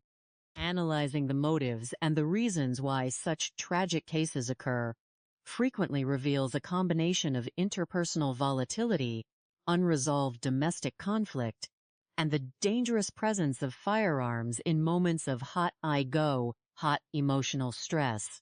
These crimes often arise when a relationship becomes possessive or toxic, and when individuals lack the conflict resolution skills or emotional maturity to de-escalate disputes safely. To prevent such tragedies, it is vital for individuals to recognize the early warning signs of toxic behavior, such as extreme jealousy, controlling tendencies, and physical escalation. Seeking external support from counselors, mediators, or law enforcement before a situation reaches a crisis point is a critical life lesson. From an investigative standpoint, the successful resolution of this case highlights the essential tools and clues that law enforcement relies upon. The speed and accuracy of the investigation were driven by several key factors. First, the preservation of the crime scene allowed for the collection of microscopic genetic evidence, such as the broken acrylic nail, which provided irrefutable physical connection. Second, the utilizing of community-sourced technology, specifically the motion-activated doorbell camera, provided the undeniable visual evidence of the suspect carrying the weapon. Third, the thorough analysis of communication records, including text messages and emergency dispatch recordings, allowed detectives to reconstruct the precise timeline and expose the manipulative attempts of the suspect to mislead authorities. To catch perpetrators faster in future cases, police forces can focus on several advanced strategies. Enhancing the speed of genetic profiling through rapid processing technology can provide immediate leads. Additionally, strengthening regional databases and maintaining close, seamless cooperation between local departments and federal agencies, such as the United States Marshals Service, ensures that fugitives are tracked across state lines without delay. Finally, encouraging the widespread, voluntary participation of communities in sharing residential surveillance footage can create an invaluable digital grid that makes it exceedingly difficult for suspects to evade detection. Ultimately, this case serves as a powerful reminder of the triumph of justice through meticulous, scientific police work and community cooperation. While nothing can replace the vibrant life and creative talent of Martel Deruin, the dedication of the investigating forces ensured that the truth was revealed, holding the perpetrator accountable and providing a measure of peace and closure to a grieving family. The human heart is a complex and often volatile landscape, capable of reaching the highest peaks of artistic expression, and yet, in moments of unbridled emotion, descending into the quietest depths of tragedy. When a life full of promise is abruptly cut short, society is left to grapple not only with the profound sense of loss, but also with the lingering question of how such paths could cross in so destructive a manner. In the realm of modern relationships, especially those operating under the high pressure of public performance, artistic ambition, and shifting loyalties, the boundary between love and conflict can become perilously thin. The case of Martel Lord Deruin, an accomplished musician on the verge of mainstream success, serves as a poignant reminder of this delicate balance. It is a story that illustrates how unresolved personal disputes, fueled by jealousy and escalating tensions, can transform what should have been a peaceful home into a site of profound investigative mystery. In examining why these tragic cases occur with such alarming frequency in contemporary society, criminologists and psychologists often point to a recurring pattern of emotional volatility combined with immediate access to lethal means. In many instances, disputes that begin as simple verbal arguments escalate because the individuals involved lack the conflict resolution skills necessary to de-escalate their emotions. When one or bay-o-tay hot parties carry deep-seated insecurities or a history of unstable relationships, the domestic space can rapidly transition from a sanctuary into a psychological battleground. Furthermore, the modern lifestyle, characterized by rapid communication, social media scrutiny, and the constant pressure to maintain an outward persona of success, can exacerbate personal anxieties. When personal worth becomes tightly bound to external validation, any perceived threat to a relationship or a career can provoke an disproportionately intense reaction, turning a private disagreement into a public catastrophe. The investigation into the untimely passing of Martel Deruin reveals a fascinating interplay between physical evidence and the digital footprints that define 21st century life. In the quiet, affluent neighborhood of La Cantera Parkway in San Antonio, Texas, the physical structure of a luxury apartment complex became the primary canvas for a highly detailed puzzle. On the morning of January 26, 2021, local police officers arrived at the location to perform what they initially believed would be a routine welfare check. The request had been initiated by a concerned family member who noted that the 34-year-old artist had not returned phone calls for several days. This lack of communication was highly unusual for a man who remained in close, daily contact with his loved ones. Upon arriving at the door, the responding officers immediately noticed an anomaly that elevated the situation from a standard check into a high-profile criminal inquiry. A single, clear opening was visible in the apartment door, positioned at eye level and just to the left of the viewing peephole. When attempts to unlock the door using the building management keys failed because the internal deadbolt was securely engaged, officers had to employ mechanical means to drill through the lock mechanism. Upon crossing the threshold, they discovered the deceased artist lying on his back, with the physical evidence indicating he had succumbed to a single wound to the head. The spatial orientation of the body, coupled with the precise alignment of the damage to the entrance door, suggested that the victim had been looking through the viewing peephole when the fatal shot was fired from the hallway. However, the interior of the luxury apartment presented a secondary narrative that suggested the shooting was not a random act of external violence. The living space was in a state of notable disarray, with shattered kitchenware scattered on the floor and the bedroom showing clear signs of a physical confrontation. The bed frame itself was damaged, indicating a struggle had taken place within the private quarters of the home prior to the final fatal encounter at the front door. A search of the premises quickly revealed additional clues that would prove vital to the detectives of the San Antonio Police Department. Inside a closet, investigators located an empty container designed to hold a 9mm handgun, yet the firearm itself was conspicuously missing from the apartment. This led to the early hypothesis that the victim may have been harmed with a weapon that belonged to him, which had subsequently been removed from the scene by the perpetrator. To understand who might have been present in the apartment during those critical hours, investigators turned their attention to the surrounding community and the biological material left behind. Among the items recovered from the damaged bedroom was a single synthetic fingernail, the type commonly worn as a cosmetic enhancement, which had been torn off and left on the bed. This tiny fragment of plastic would eventually become a cornerstone of the forensic case, serving as a silent witness to the physical struggle that preceded the tragedy.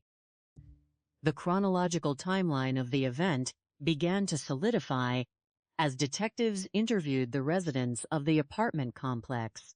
A neighbor residing directly below the victim recounted hearing a loud, emotionally charged confrontation between a male and a female on the evening of Friday, January 22, 2021. Recognizing the potential importance of the disturbance, the neighbor had used her mobile phone to record the audio of the argument, capturing the sound of shouting and screaming that lasted for a significant duration around 8:30 in the evening. This audio recording provided investigators with a precise timestamp, establishing that a major altercation had occurred 4 days before the discovery of the body. Additionally, a neighbor living directly across the hallway provided an eyewitness account of a young woman, matching a specific physical description, who had been knocking urgently on the victim's door around the same time. The woman, who appeared barefoot and anxious, had explained to the passerby that she was simply trying to gain re-entry to the apartment after being locked out. The investigative journey took a highly unusual turn when detectives uncovered a record of an emergency telephone call placed to the 911 dispatch center on the very night of the altercation. The caller, presenting herself as the victim's estranged wife, Joya, claimed to be locked out of the residence and expressed concern that her husband might be injured inside. However, the details provided during the call immediately aroused the suspicion of experienced investigators. The caller struggled to spell the victim's last name correctly and provided an address on O'Connor Road that corresponded to an apartment building that was still under active construction and completely unoccupied. When detectives compared the audio of this emergency call with the actual voice of the victim's estranged wife, Joya Jenkins DeRuin, they confirmed beyond any doubt that the caller was an imposter. The real Joya had been cooperative from the very beginning, expressing deep grief and clarifying that she had not made any such call, nor had she been present at the apartment on the night in question. The deceptive emergency call, rather than misleading the authorities, actually served as a significant lead. It revealed that the perpetrator possessed a high degree of calculated intent, attempting to construct an alibi and deflect suspicion onto another individual immediately after the incident. By pretending to be the estranged wife, the caller hoped to create a narrative where the wife was the one locked out, thereby distancing herself from the crime scene. However, this elaborate ruse underestimated the sophistication of modern telecommunications tracking and the sharp instincts of the homicide detectives. When asked who might possess the knowledge of her name and her relationship with the victim, Joya pointed investigators toward a young woman named Sasha Skare. Sasha, an aspiring music artist from the Austin area, had recently been in a romantic relationship with Martel following his separation from Joya. With a specific name now in hand, the investigative team moved quickly to leverage digital technology. By accessing public social media profiles, they obtained clear photographic images of Sasha, allowing them to compare her physical appearance and distinctive markings with security footage. A neighbor residing on the floor below. The victim's apartment possessed a motion-activated doorbell camera that had captured vital footage on the night of January 22nd.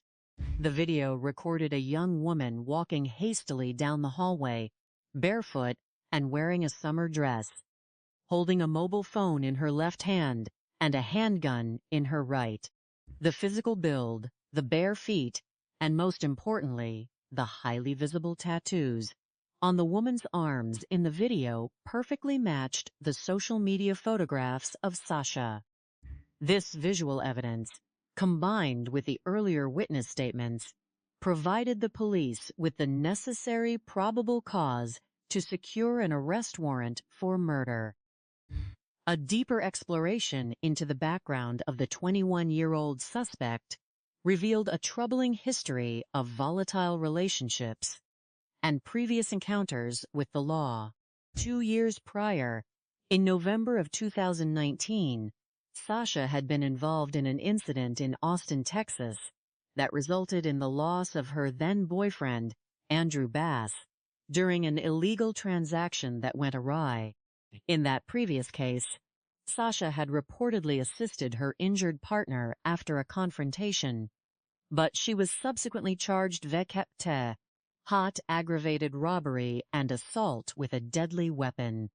At the time of Martel's passing, she was out on bond awaiting trial for those serious offenses, a condition of which was that she was not supposed to leave her designated area or possess firearms. This background painted a picture of an individual who, despite possessing undeniable artistic talent and potential within the music industry, had repeatedly found herself entangled in high-risk situations and violent disputes.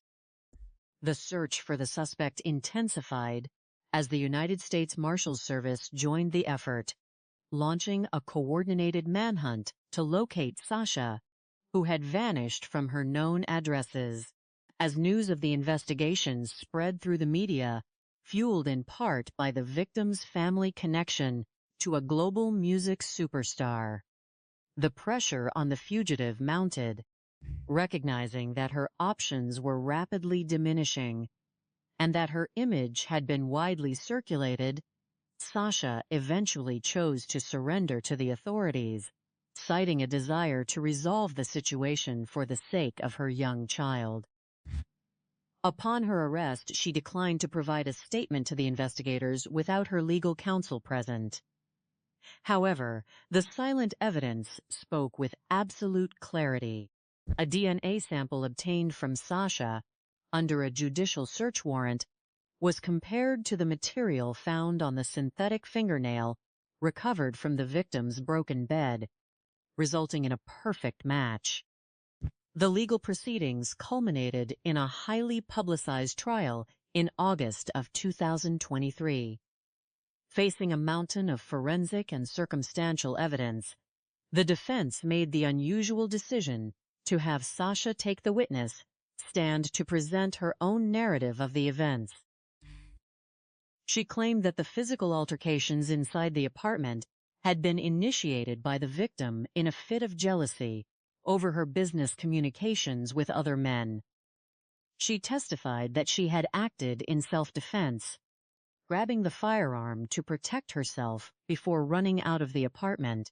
According to her testimony, she had later knocked on the door with the firearm in her hand to retrieve her belongings, and the weapon had discharged by accident.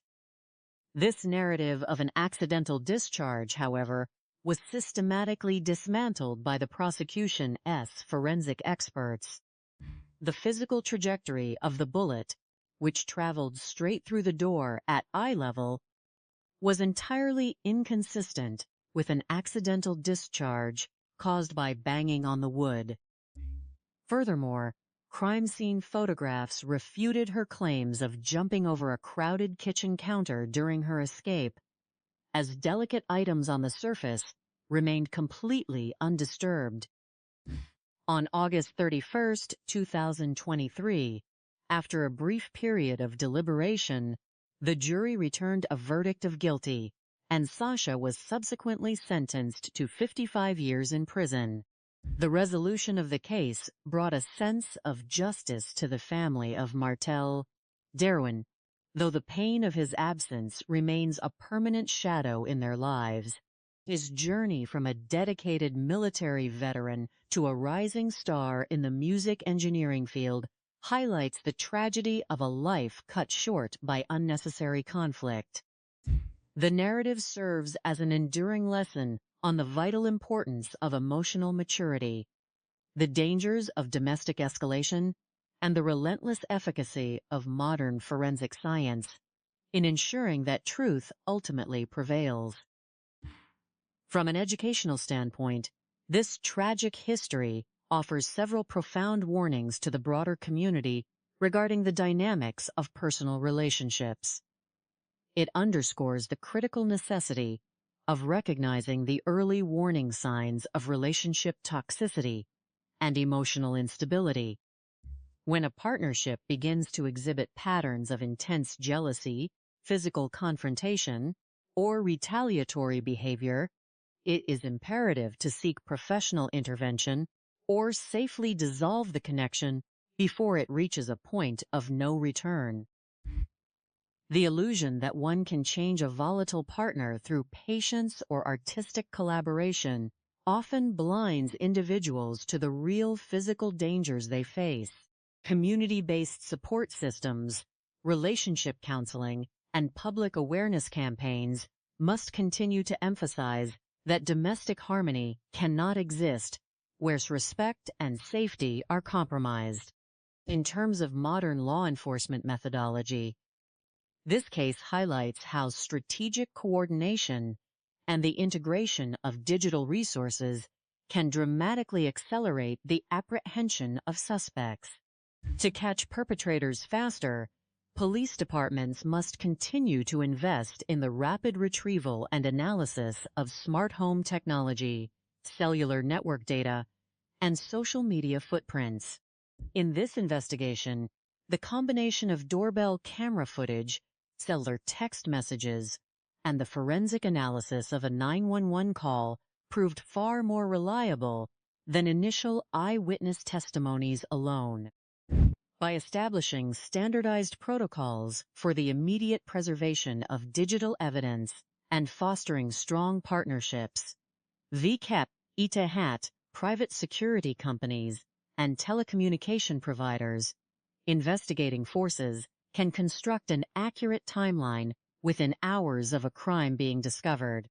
Additionally, the implementation of centralized digital database systems that allow for real-time DNA matching and cross-jurisdictional sharing of fugitive information remains one of the most powerful tools in the modern administrative arsenal, ensuring that those who attempt to evade justice are swiftly and safely brought to account.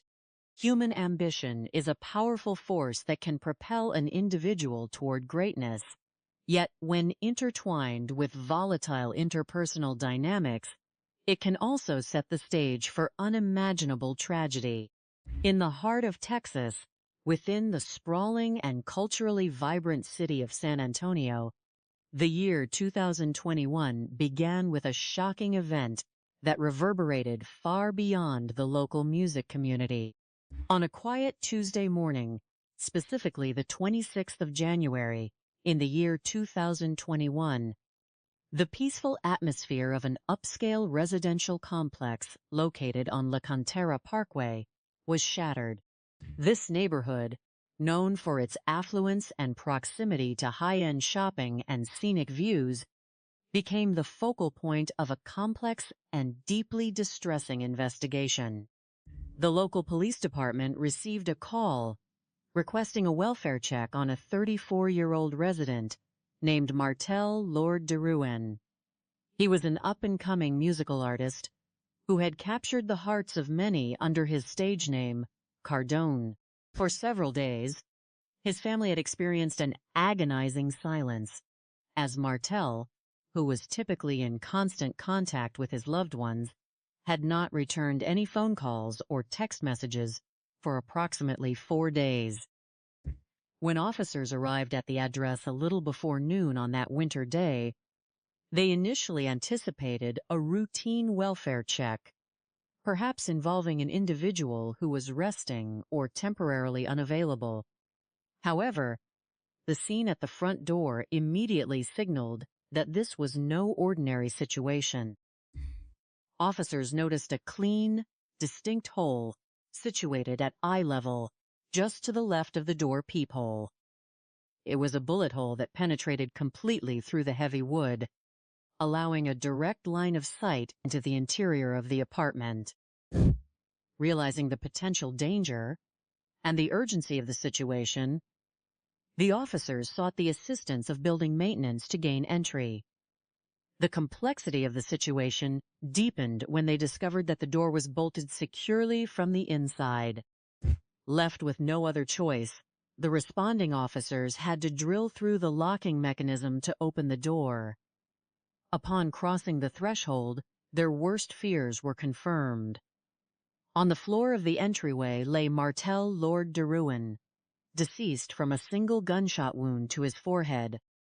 The position of his body, lying on his back with his feet toward the door, strongly suggested that he had been looking through the peephole when the fatal shot was fired from the outside. To fully understand how such a promising life was cut short, it is necessary to examine the background of Martel de Rouen. Born on June 18th in the year 1986 in New Iberia, Louisiana, Martel was recognized from an early age as a multi-talented individual. He possessed a natural gift for visual arts, showing a remarkable ability to paint and draw, while also expressing himself through poetry and rap during his high school years. Music was a clear calling for him, a passion that was perhaps unsurprising given his family connections. Martel was related on his mother's, grandmother's side to the globally recognized musical superstar Beyoncé Knowles. Despite this high-profile connection, Martel was determined to forge his own path and build a legacy based on his personal dedication and hard work. Before committing fully to the music industry, Martel chose to serve his country, following in the footsteps of his stepfather. He enlisted in the United States Air Force and was stationed in San Antonio, Texas. During his military service, Martel worked in the intelligence department, earning promotions quickly due to his sharp intellect and work ethic. It was during this period that he married his high school sweetheart, Joya Jenkins, who had been his most steadfast supporter. The young couple embarked on their journey together with optimism, but after 6 years of dedicated service, a physical injury to Martel's hands prevented him from continuing his military duties, leading to an honorable discharge. Rather than letting this setback define him, Martel channeled his creative energy into various entrepreneurial and artistic endeavors. He designed custom sneakers, engaged in visual arts, and ultimately decided to pursue his lifelong dream of producing, mixing, mastering, and performing music. He established a professional-grade recording studio within his home, mastering the technical aspects of audio engineering. Adopting the stage name Cardone, which was a nickname given to him by his father during his teenage years, Martel began to experience rapid success. His unique sound and professional dedication earned him collaborations with prominent artists and eventually led to a distribution contract with a major music distributor associated with Sony Music. As Martel's career began to take off, the immense demands and late hours of the music industry began to place a strain on his marriage. In the year 2019, after careful consideration, Martel and Joya made the mutual decision to separate amicably. They rented out their shared home and moved into separate apartments located only about 1 mile apart. Despite their physical separation, they maintained an incredibly close bond, remaining best friends, talking frequently, and supporting one another in their respective careers. Their separation was characterized by a distinct lack of hostility, and many in their social circle believed that a future reconciliation was highly likely, which was the primary reason they never pursued a formal divorce. However, Martel's path took a dangerous turn when he crossed paths with an aspiring vocalist named Sasha Skare. Sasha, who was 21 years old at the time, was also trying to break into the music industry. What began as a mentor-student relationship, with Martel helping to develop her musical talents and navigate the industry, eventually transitioned into a romantic involvement after Martel's separation from his wife. While Sasha possessed undeniable talent and charisma, those within the local music scene began to notice troubling behavioral patterns, describing a personality that seemed increasingly volatile and unpredictable. The investigation into Martel's death quickly became a masterclass in modern forensic science and deductive police work. As homicide detectives processed the crime scene, they noticed several critical anomalies. Although the fatal gunshot had clearly been fired from the hallway through the closed front door, the interior of the luxury apartment showed clear signs of a physical altercation. In the kitchen and living area, dishes were broken, furniture was overturned, and the bedroom was in a state of severe disarray, with the bed itself physically damaged. In the bedroom closet, detectives discovered an empty gun box that had previously contained a 9mm handgun belonging to Martel, but the weapon itself was missing from the premises. Furthermore, detectives recovered a broken acrylic fingernail from the bed, which would later prove to be a crucial piece of physical evidence. To establish a timeline of events, detectives canvassed the apartment building and interviewed neighbors. A resident living directly below, Martel, reported that she frequently heard loud arguments coming from his apartment. On the evening of Friday, January 22, 2021, around 8:30 in the evening, the neighbor heard a particularly intense shouting match between a man and a woman. Concerned by the escalating noise, The neighbor recorded a brief video on her mobile phone, pointing it toward her ceiling to document the audio of the screaming as evidence for the building management. This recording allowed detectives to pinpoint the exact night and approximate time when the dispute occurred, placing the incident 4 days before Martel's body was discovered.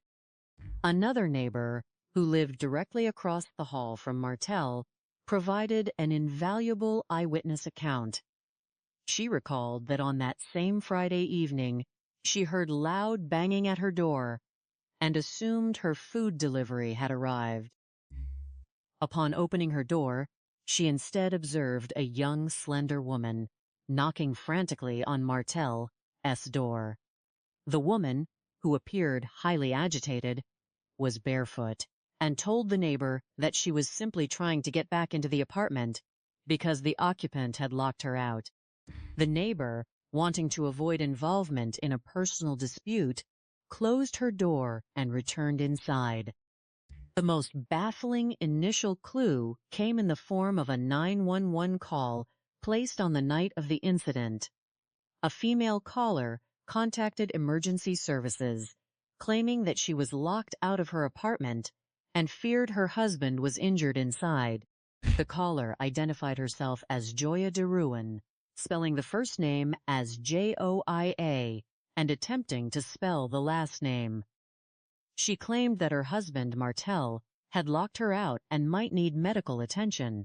Curiously, when the dispatcher asked for the address, the caller provided a location on O'Connor Road, which was miles away from the La Cantera Parkway complex.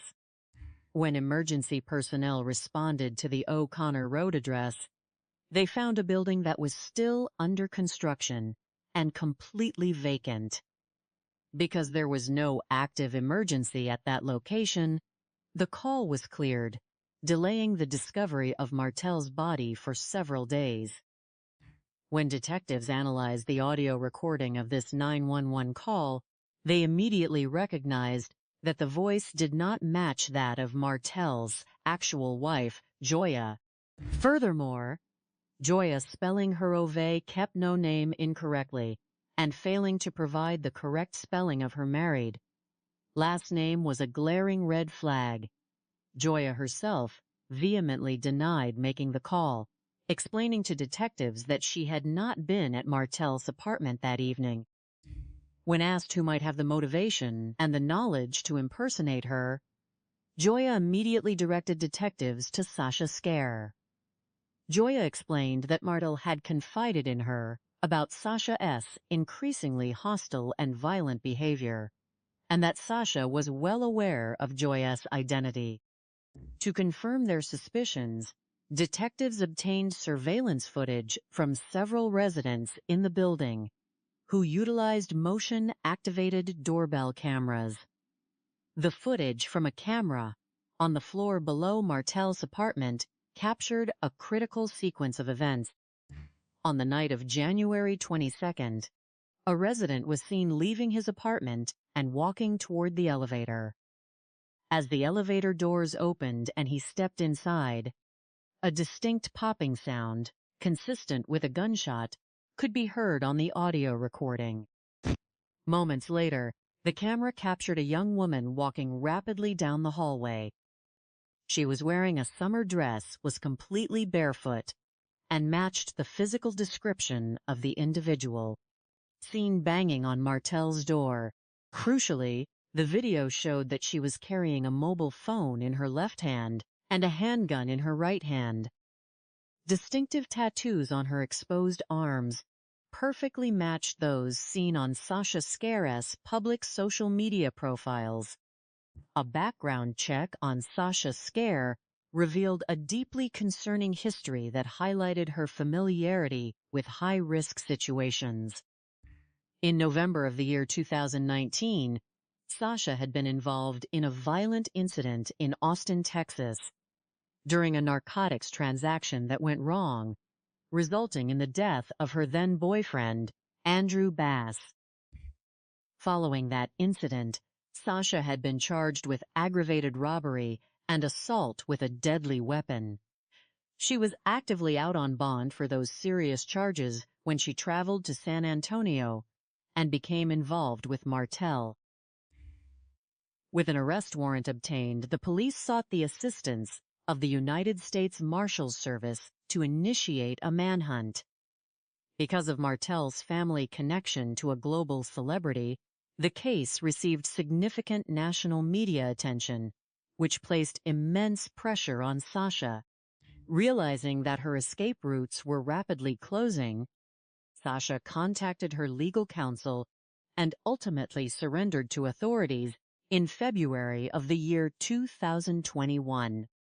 Although she exercised her right to remain silent during her initial police interview, detectives successfully obtained a search warrant for her DNA.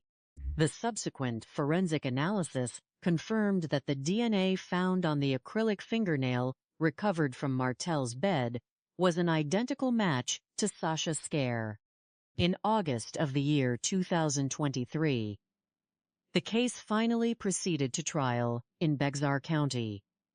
Prior to the commencement of the trial, prosecutors offered Sasha a plea agreement that carried a sentence of 20 years in prison, which would have eliminated the risk of a much longer sentence. Confident in her ability to persuade a jury, Sasha rejected the offer, stating that she did not want to be separated from her young son for such an extended period. During the trial, the prosecution presented a compelling evidence-backed narrative. They argued that Martel and Sasha had engaged in a physical dispute, during which Martel managed to eject her from the apartment. Before leaving, Sasha took Martel's own 9mm handgun. Lockout text messages recovered from Martel L's phone showed him demanding that she return his weapon. The prosecution posited that Sasha, angered by being locked out, knocked on the door to draw Martel toward the peephole and then deliberately fired the weapon through the door, striking him. In a highly unusual defense strategy, Sasha took the witness stand to present her own version of events. She testified that the evening had begun as a business discussion that devolved into a physical altercation driven by Martel's jealousy over her business calls. She claimed that Martel had assaulted her, prompting her to grab the firearm in self-defense to create distance between them. She asserted that after fleeing the apartment, she realized her personal belongings were still inside and returned to bang on the door. She claimed that she was using the hand containing the firearm to knock loudly on the door, and that the weapon discharged entirely by accident. The prosecution methodically dismantled this accidental discharge defense using forensic science and physical evidence. They demonstrated that the bullet hole through the door was perfectly horizontal, indicating that the firearm was pointed deliberately and straight ahead, rather than being discharged accidentally while banging on the wood.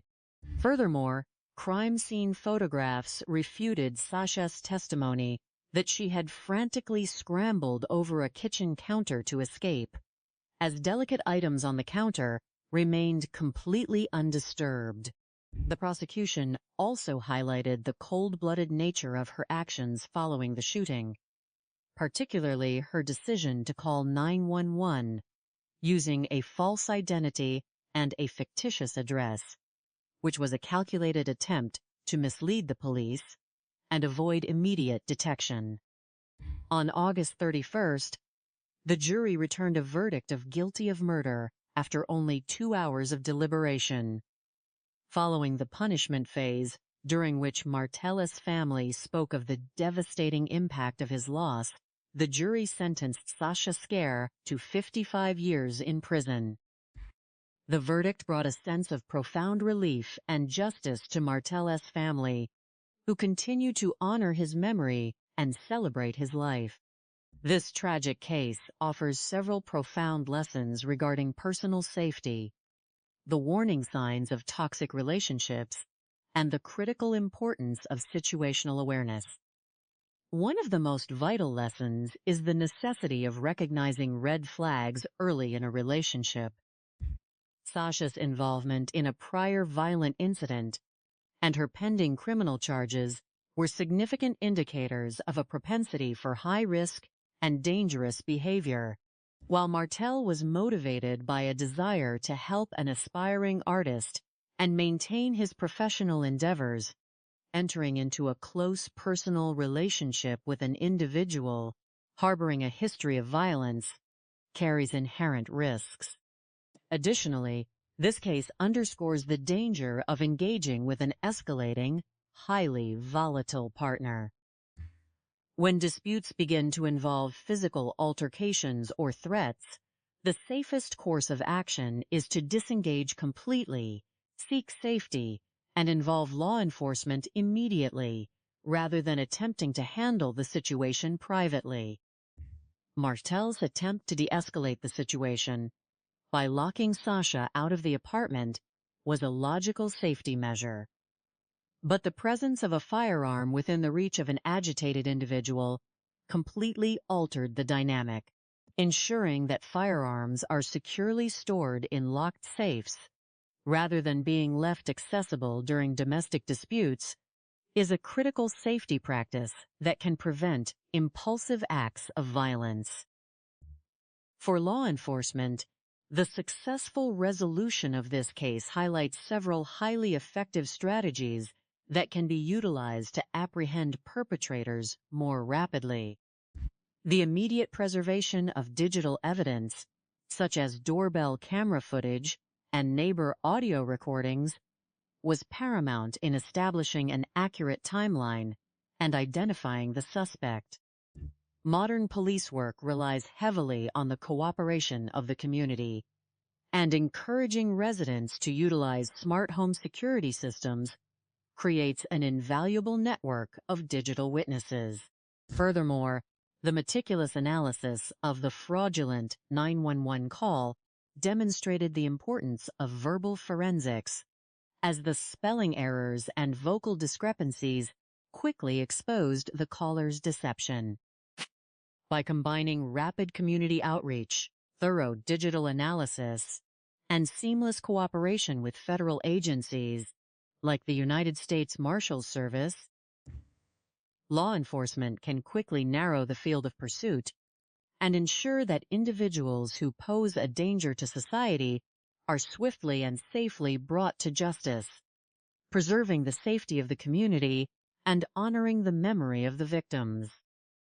The pursuit of artistic expression and the desire to leave a lasting legacy are among the most profound aspects of the human experience. In the modern world, the journey of an artist is often documented through digital footprints, musical recordings, and the shared memories of those who supported them from the beginning. However, when a promising career is abruptly cut short, the transition from a narrative of success to a complex investigation reveals the fragile nature of life and the intricate ways in which human relationships can deteriorate. The tragic case of Martel Lord de Ruin, an up-and-coming musician known to his audience as Cardone, offers a profound study in the escalation of personal conflict, the role of modern technology in solving complex mysteries, and the enduring quest for justice. By analyzing this event, we can gain valuable insights into the psychological motives that drive individuals to commit irreversible acts, the sophisticated methods used by law enforcement to uncover the truth, and the essential life lessons required to prevent such tragedies in the future. The investigation began in the winter of the year 2021 in the city of San Antonio, Texas. On the morning of January 26th of that year, local law enforcement officers received a request to perform a welfare check at an upscale residential complex located on La Cantera Parkway. The request came from a concerned family member who reported that Martel, a 34-year-old resident of the complex, had not responded to telephone calls or messages for approximately 4 days. For a close-knit family accustomed to regular communication, this sudden silence was highly unusual and deeply concerning. The location itself, situated in an affluent and peaceful neighborhood, suggested that any potential incident would be highly unusual for the area, immediately drawing the focused attention of the responding officers. Upon arriving at the apartment door, the officers immediately observed a detail that transformed a routine welfare check into an active investigation.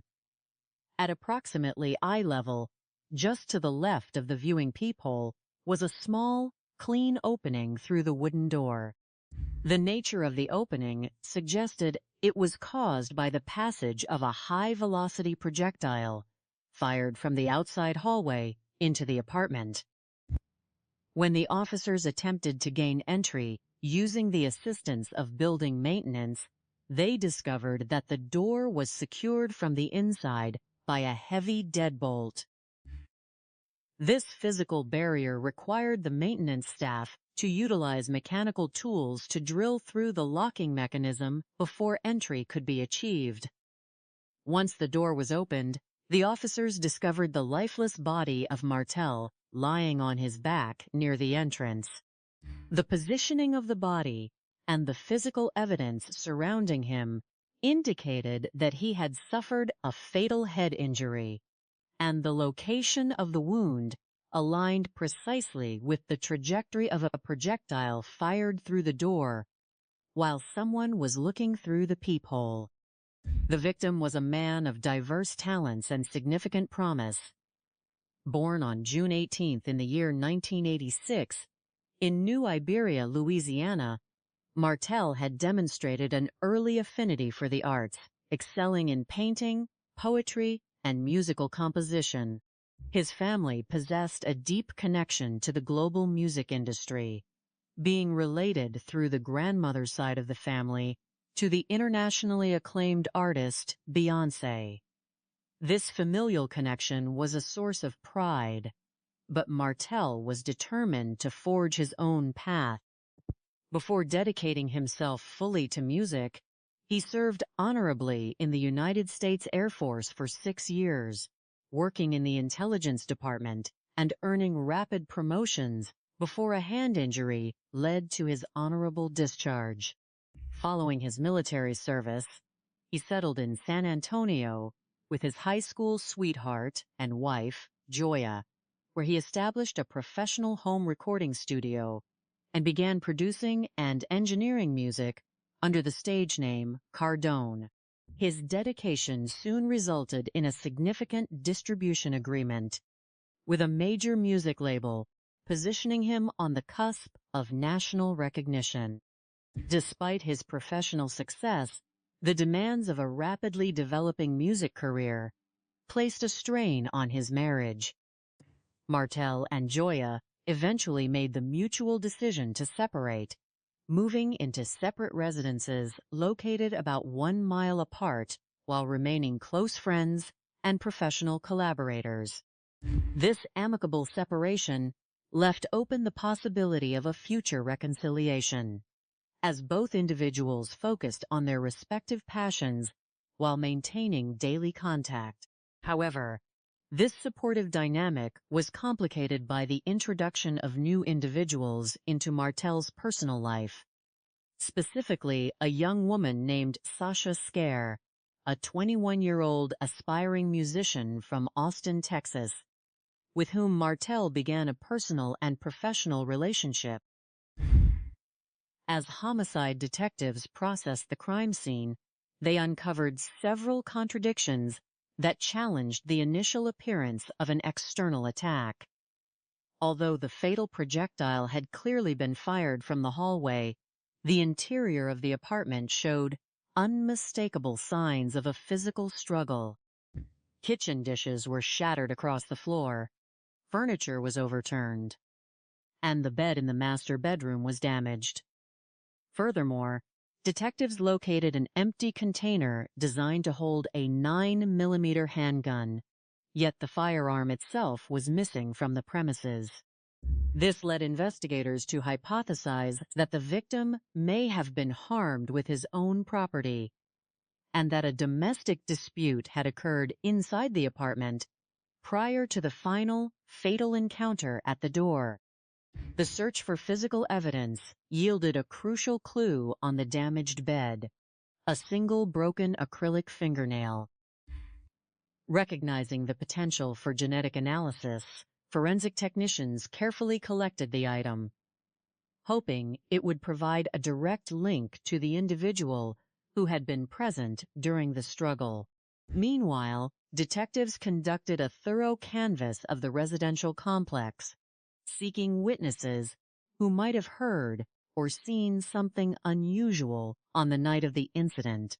A resident living directly below Martel's apartment reported that she had frequently heard loud arguments coming from the unit, with the most recent dispute occurring on the evening of Friday, January 22nd, around 8:30. To document the disturbance for building management, the neighbor had recorded a brief cellular phone video. While the video did not show the participants, the audio clearly captured a heated verbal altercation between a male and a female, establishing a precise timeline for the event. Another key witness, residing across the hallway, recalled a specific encounter from that same Friday evening. While waiting for a food delivery, the neighbor heard persistent knocking on Martel's door. Upon opening her own door, she observed a young woman standing in the hallway, barefoot and visibly distressed, who explained that she was locked out and attempting to regain entry. The witness, wishing to avoid involvement in a personal matter, closed her door. When her food arrived shortly thereafter, the hallway was empty. Curiously, none of the residents reported hearing the sound of a firearm. Investigators later determined that the residential complex proximity to a nearby amusement park, which featured nightly fireworks displays, provided a plausible explanation for why the sound of a single shot was mistaken for regular evening entertainment. During their initial review of public records, investigators discovered that an emergency call had been placed from the vicinity of the apartment complex on the night of the dispute. In the recorded call, a female voice claimed to be Joya, stating that she was locked out of her apartment, that her husband was injured inside, and that she required assistance. However, when the caller was asked to provide the specific address, she gave a street name located miles away and directed emergency responders to an apartment building that was still under construction. Because of this incorrect information, responding officers were unable to locate any active scene on that night, delaying the discovery of the victim for several days. When detectives contacted the real Joya, she was devastated by the news of Martel's passing and adamantly denied making the emergency call or visiting the apartment on the night in question. A comparative analysis of the emergency recording quickly confirmed the deception. The caller had struggled Vetehat, basic details spelling the name Joya Ve, Keptehat, unusual phonetics, and failing to correctly spell the victim's surname. The vocal qualities of the recording did not match Joya's voice, indicating that someone had deliberately impersonated her to mislead authorities and delay the investigation. When asked who might have a motive to engage in étouché hot behavior, Joya pointed detectives towards Sasha Skare, explaining that Martel had recently confided that his relationship with Sasha had become increasingly volatile, characterized by frequent arguments and physical confrontations. With a primary suspect identified, detectives utilized modern technology to reconstruct the events of that Friday evening. They obtained security footage from a motion-activated camera located on the floor below Martell's apartment. The recording captured the departure of a resident at approximately the same time the fatal incident was believed to have occurred. In the background of the audio, a distinct sound resembling a gunshot could be heard, followed immediately by the image of a young woman walking hastily down the hallway.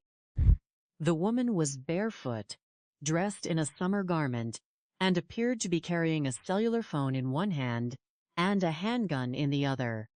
By comparing the physical characteristics and unique tattoos visible in the video with photos from Sasha's public social media profiles, investigators successfully confirmed her identity.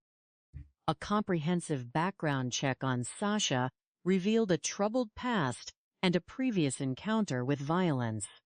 In November of the year 2019, she had been involved in an incident in Austin, Texas, where her then-partner, Andrew Bass, lost his life during an unauthorized transaction involving prohibited substances that escalated into a physical conflict. Sasha had been charged with aggravated robbery and assault with a deadly weapon in connection with that event, and was out on bond at the time of Martell's death with court-ordered conditions that prohibited her from leaving her residential area. This discovery heightened the urgency of the search, as she was considered potentially dangerous and actively evading law enforcement. The San Antonio Police Department, in collaboration with the United States Marshals Service, initiated a coordinated effort to locate the suspect.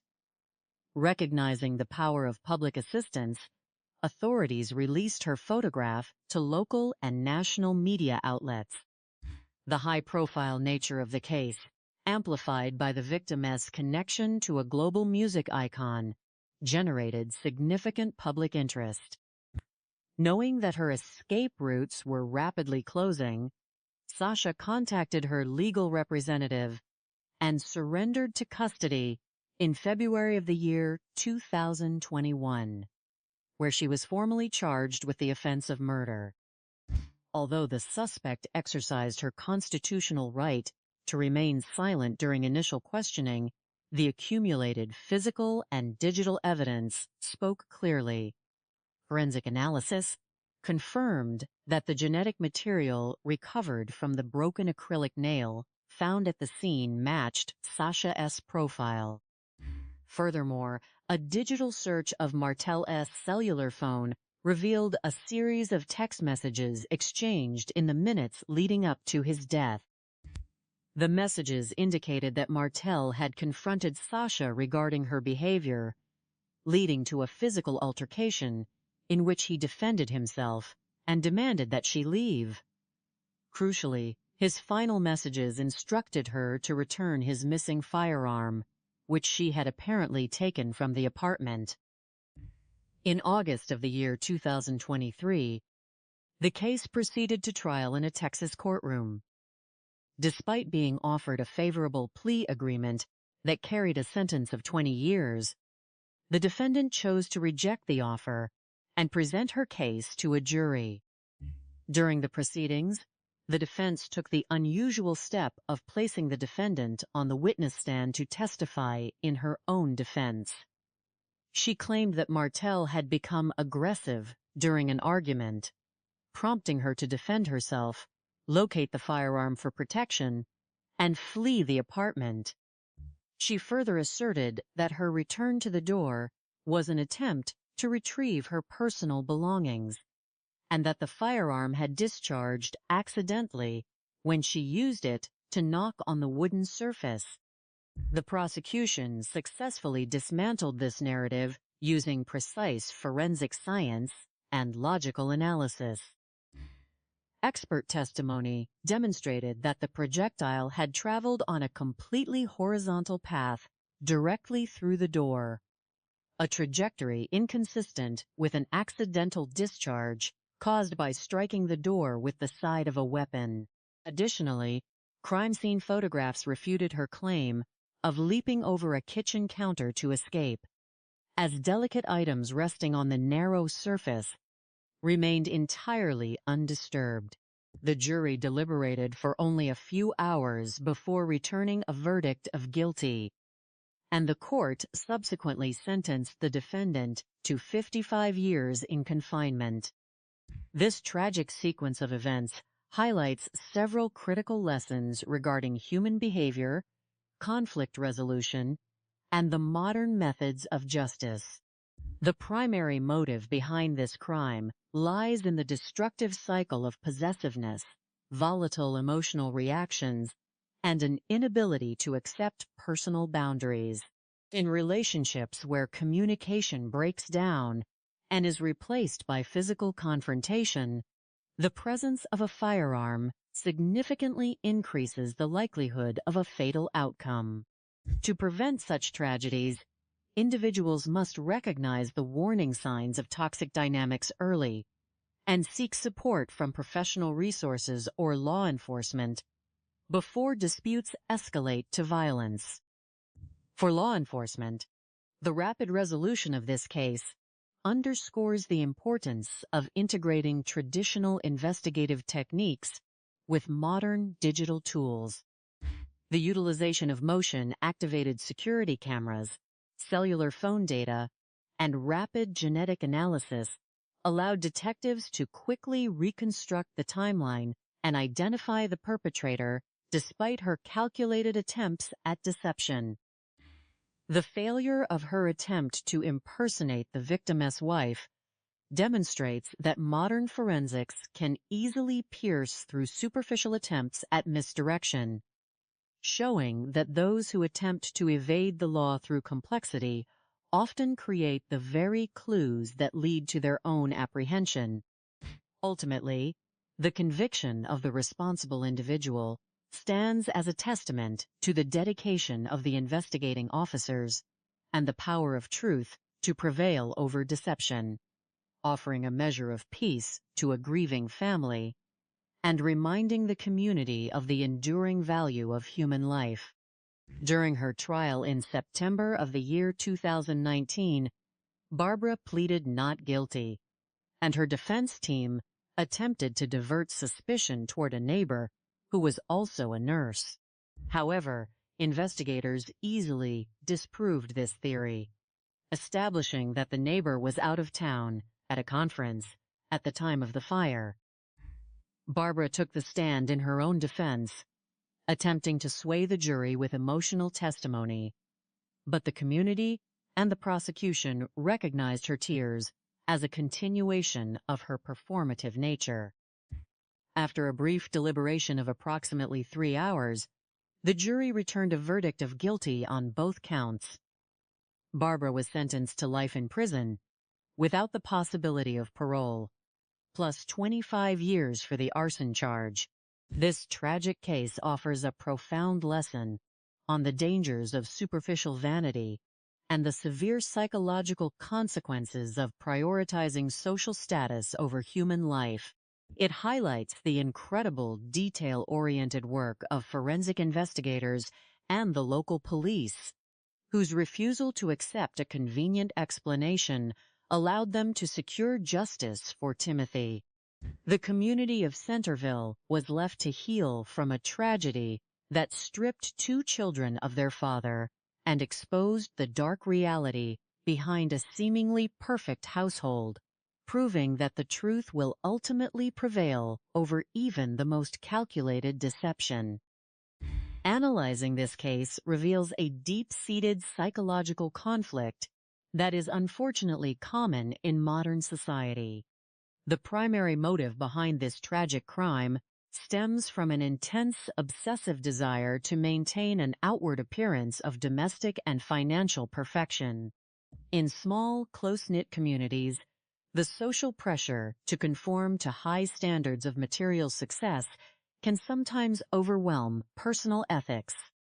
When individuals base their entire self-worth on social media portrayals, upscale neighborhoods, and luxury goods, any threat to that illusion becomes an existential crisis. A pending divorce is not just a personal transition. To a person consumed by vanity, it represents a public admission of failure. The financial reality of living paycheck to paycheck, coupled with impending foreclosure, creates a desperate state of mind. Instead of seeking help or accepting reality, the perpetrator sought a permanent, albeit highly destructive, escape that would simultaneously preserve her public image and provide a substantial financial windfall through increased life insurance and homeowner policies. The frequency of such tragic cases in contemporary society highlights the critical need for community awareness and psychological vigilance. Often, the transition from domestic dissatisfaction to criminal behavior is paved with unaddressed mental health struggles, severe debt, and an inability to communicate honestly. The pressure to keep up appearances can isolate individuals, making them feel that their only options are total public humiliation or extreme, unlawful acts. By studying these dynamics, societies can learn to foster environments where seeking financial counseling, marital therapy, or mental health support is normalized and encouraged, thereby reducing the desperation that leads to such tragedies. From an investigative standpoint, this case underscores the supreme importance of detail-oriented forensic science. The perpetrator believed her professional medical background would allow her to commit a seamless crime, yet her overconfidence proved to be her ultimate undoing. She failed to consider the fundamental laws of human biology. The most critical clue that cracked the case was the complete absence of smoke inhalation in the victim. As lungs, science does not lie. A living person trapped in a fire will inevitably breathe in carbon monoxide and soot. The lack of these substances proved beyond a shadow of a doubt that Timothy was already deceased before the fire was set. This single scientific truth demolished her entire timeline and exposed her staging of the scene. Furthermore, the investigators' reliance on physical anomalies at the crime scene demonstrated the value of healthy skepticism. Disabled smoke alarms. They kept hot batteries neatly removed and untouched by fire, alongside a misplaced candle, immediately signaled to the police that this was not an accidental electrical fire. The integration of modern technology, such as the location tracking application on a coworker phone, bank surveillance footage, and precise digital timestamps of automated teller machine transactions, allowed the police to build an airtight, objective timeline that exposed the perpetrator's falsehoods.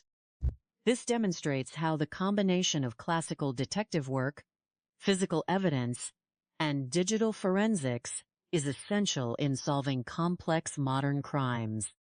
There are profound life lessons to be drawn from this tragedy to prevent future occurrences. First and foremost, communities must prioritize authentic human connection over superficial displays of wealth and status. Encouraging open conversations about financial struggles, relationship counseling, and mental health can alleviate the crushing pressure of keeping up appearances. Additionally, healthcare institutions must implement stricter auditing and disposal protocols for highly controlled substances like propofol, ensuring that discarded medical supplies are securely destroyed and accounted for can prevent individuals from abusing their professional access to carry out illicit acts. For law enforcement agencies, this case offers valuable experiences on how to expedite investigations and secure justice swiftly. Establishing a strong rapport with the victim's family and the local community is paramount, as demonstrated by the crucial information provided by the victim's son and the close friend who recalled the perpetrator's prior verbal threats. Gathering these testimonies early, combined with a rapid request for specialized toxicological testing, when a medical professional is a person of interest, can prevent critical evidence from being lost.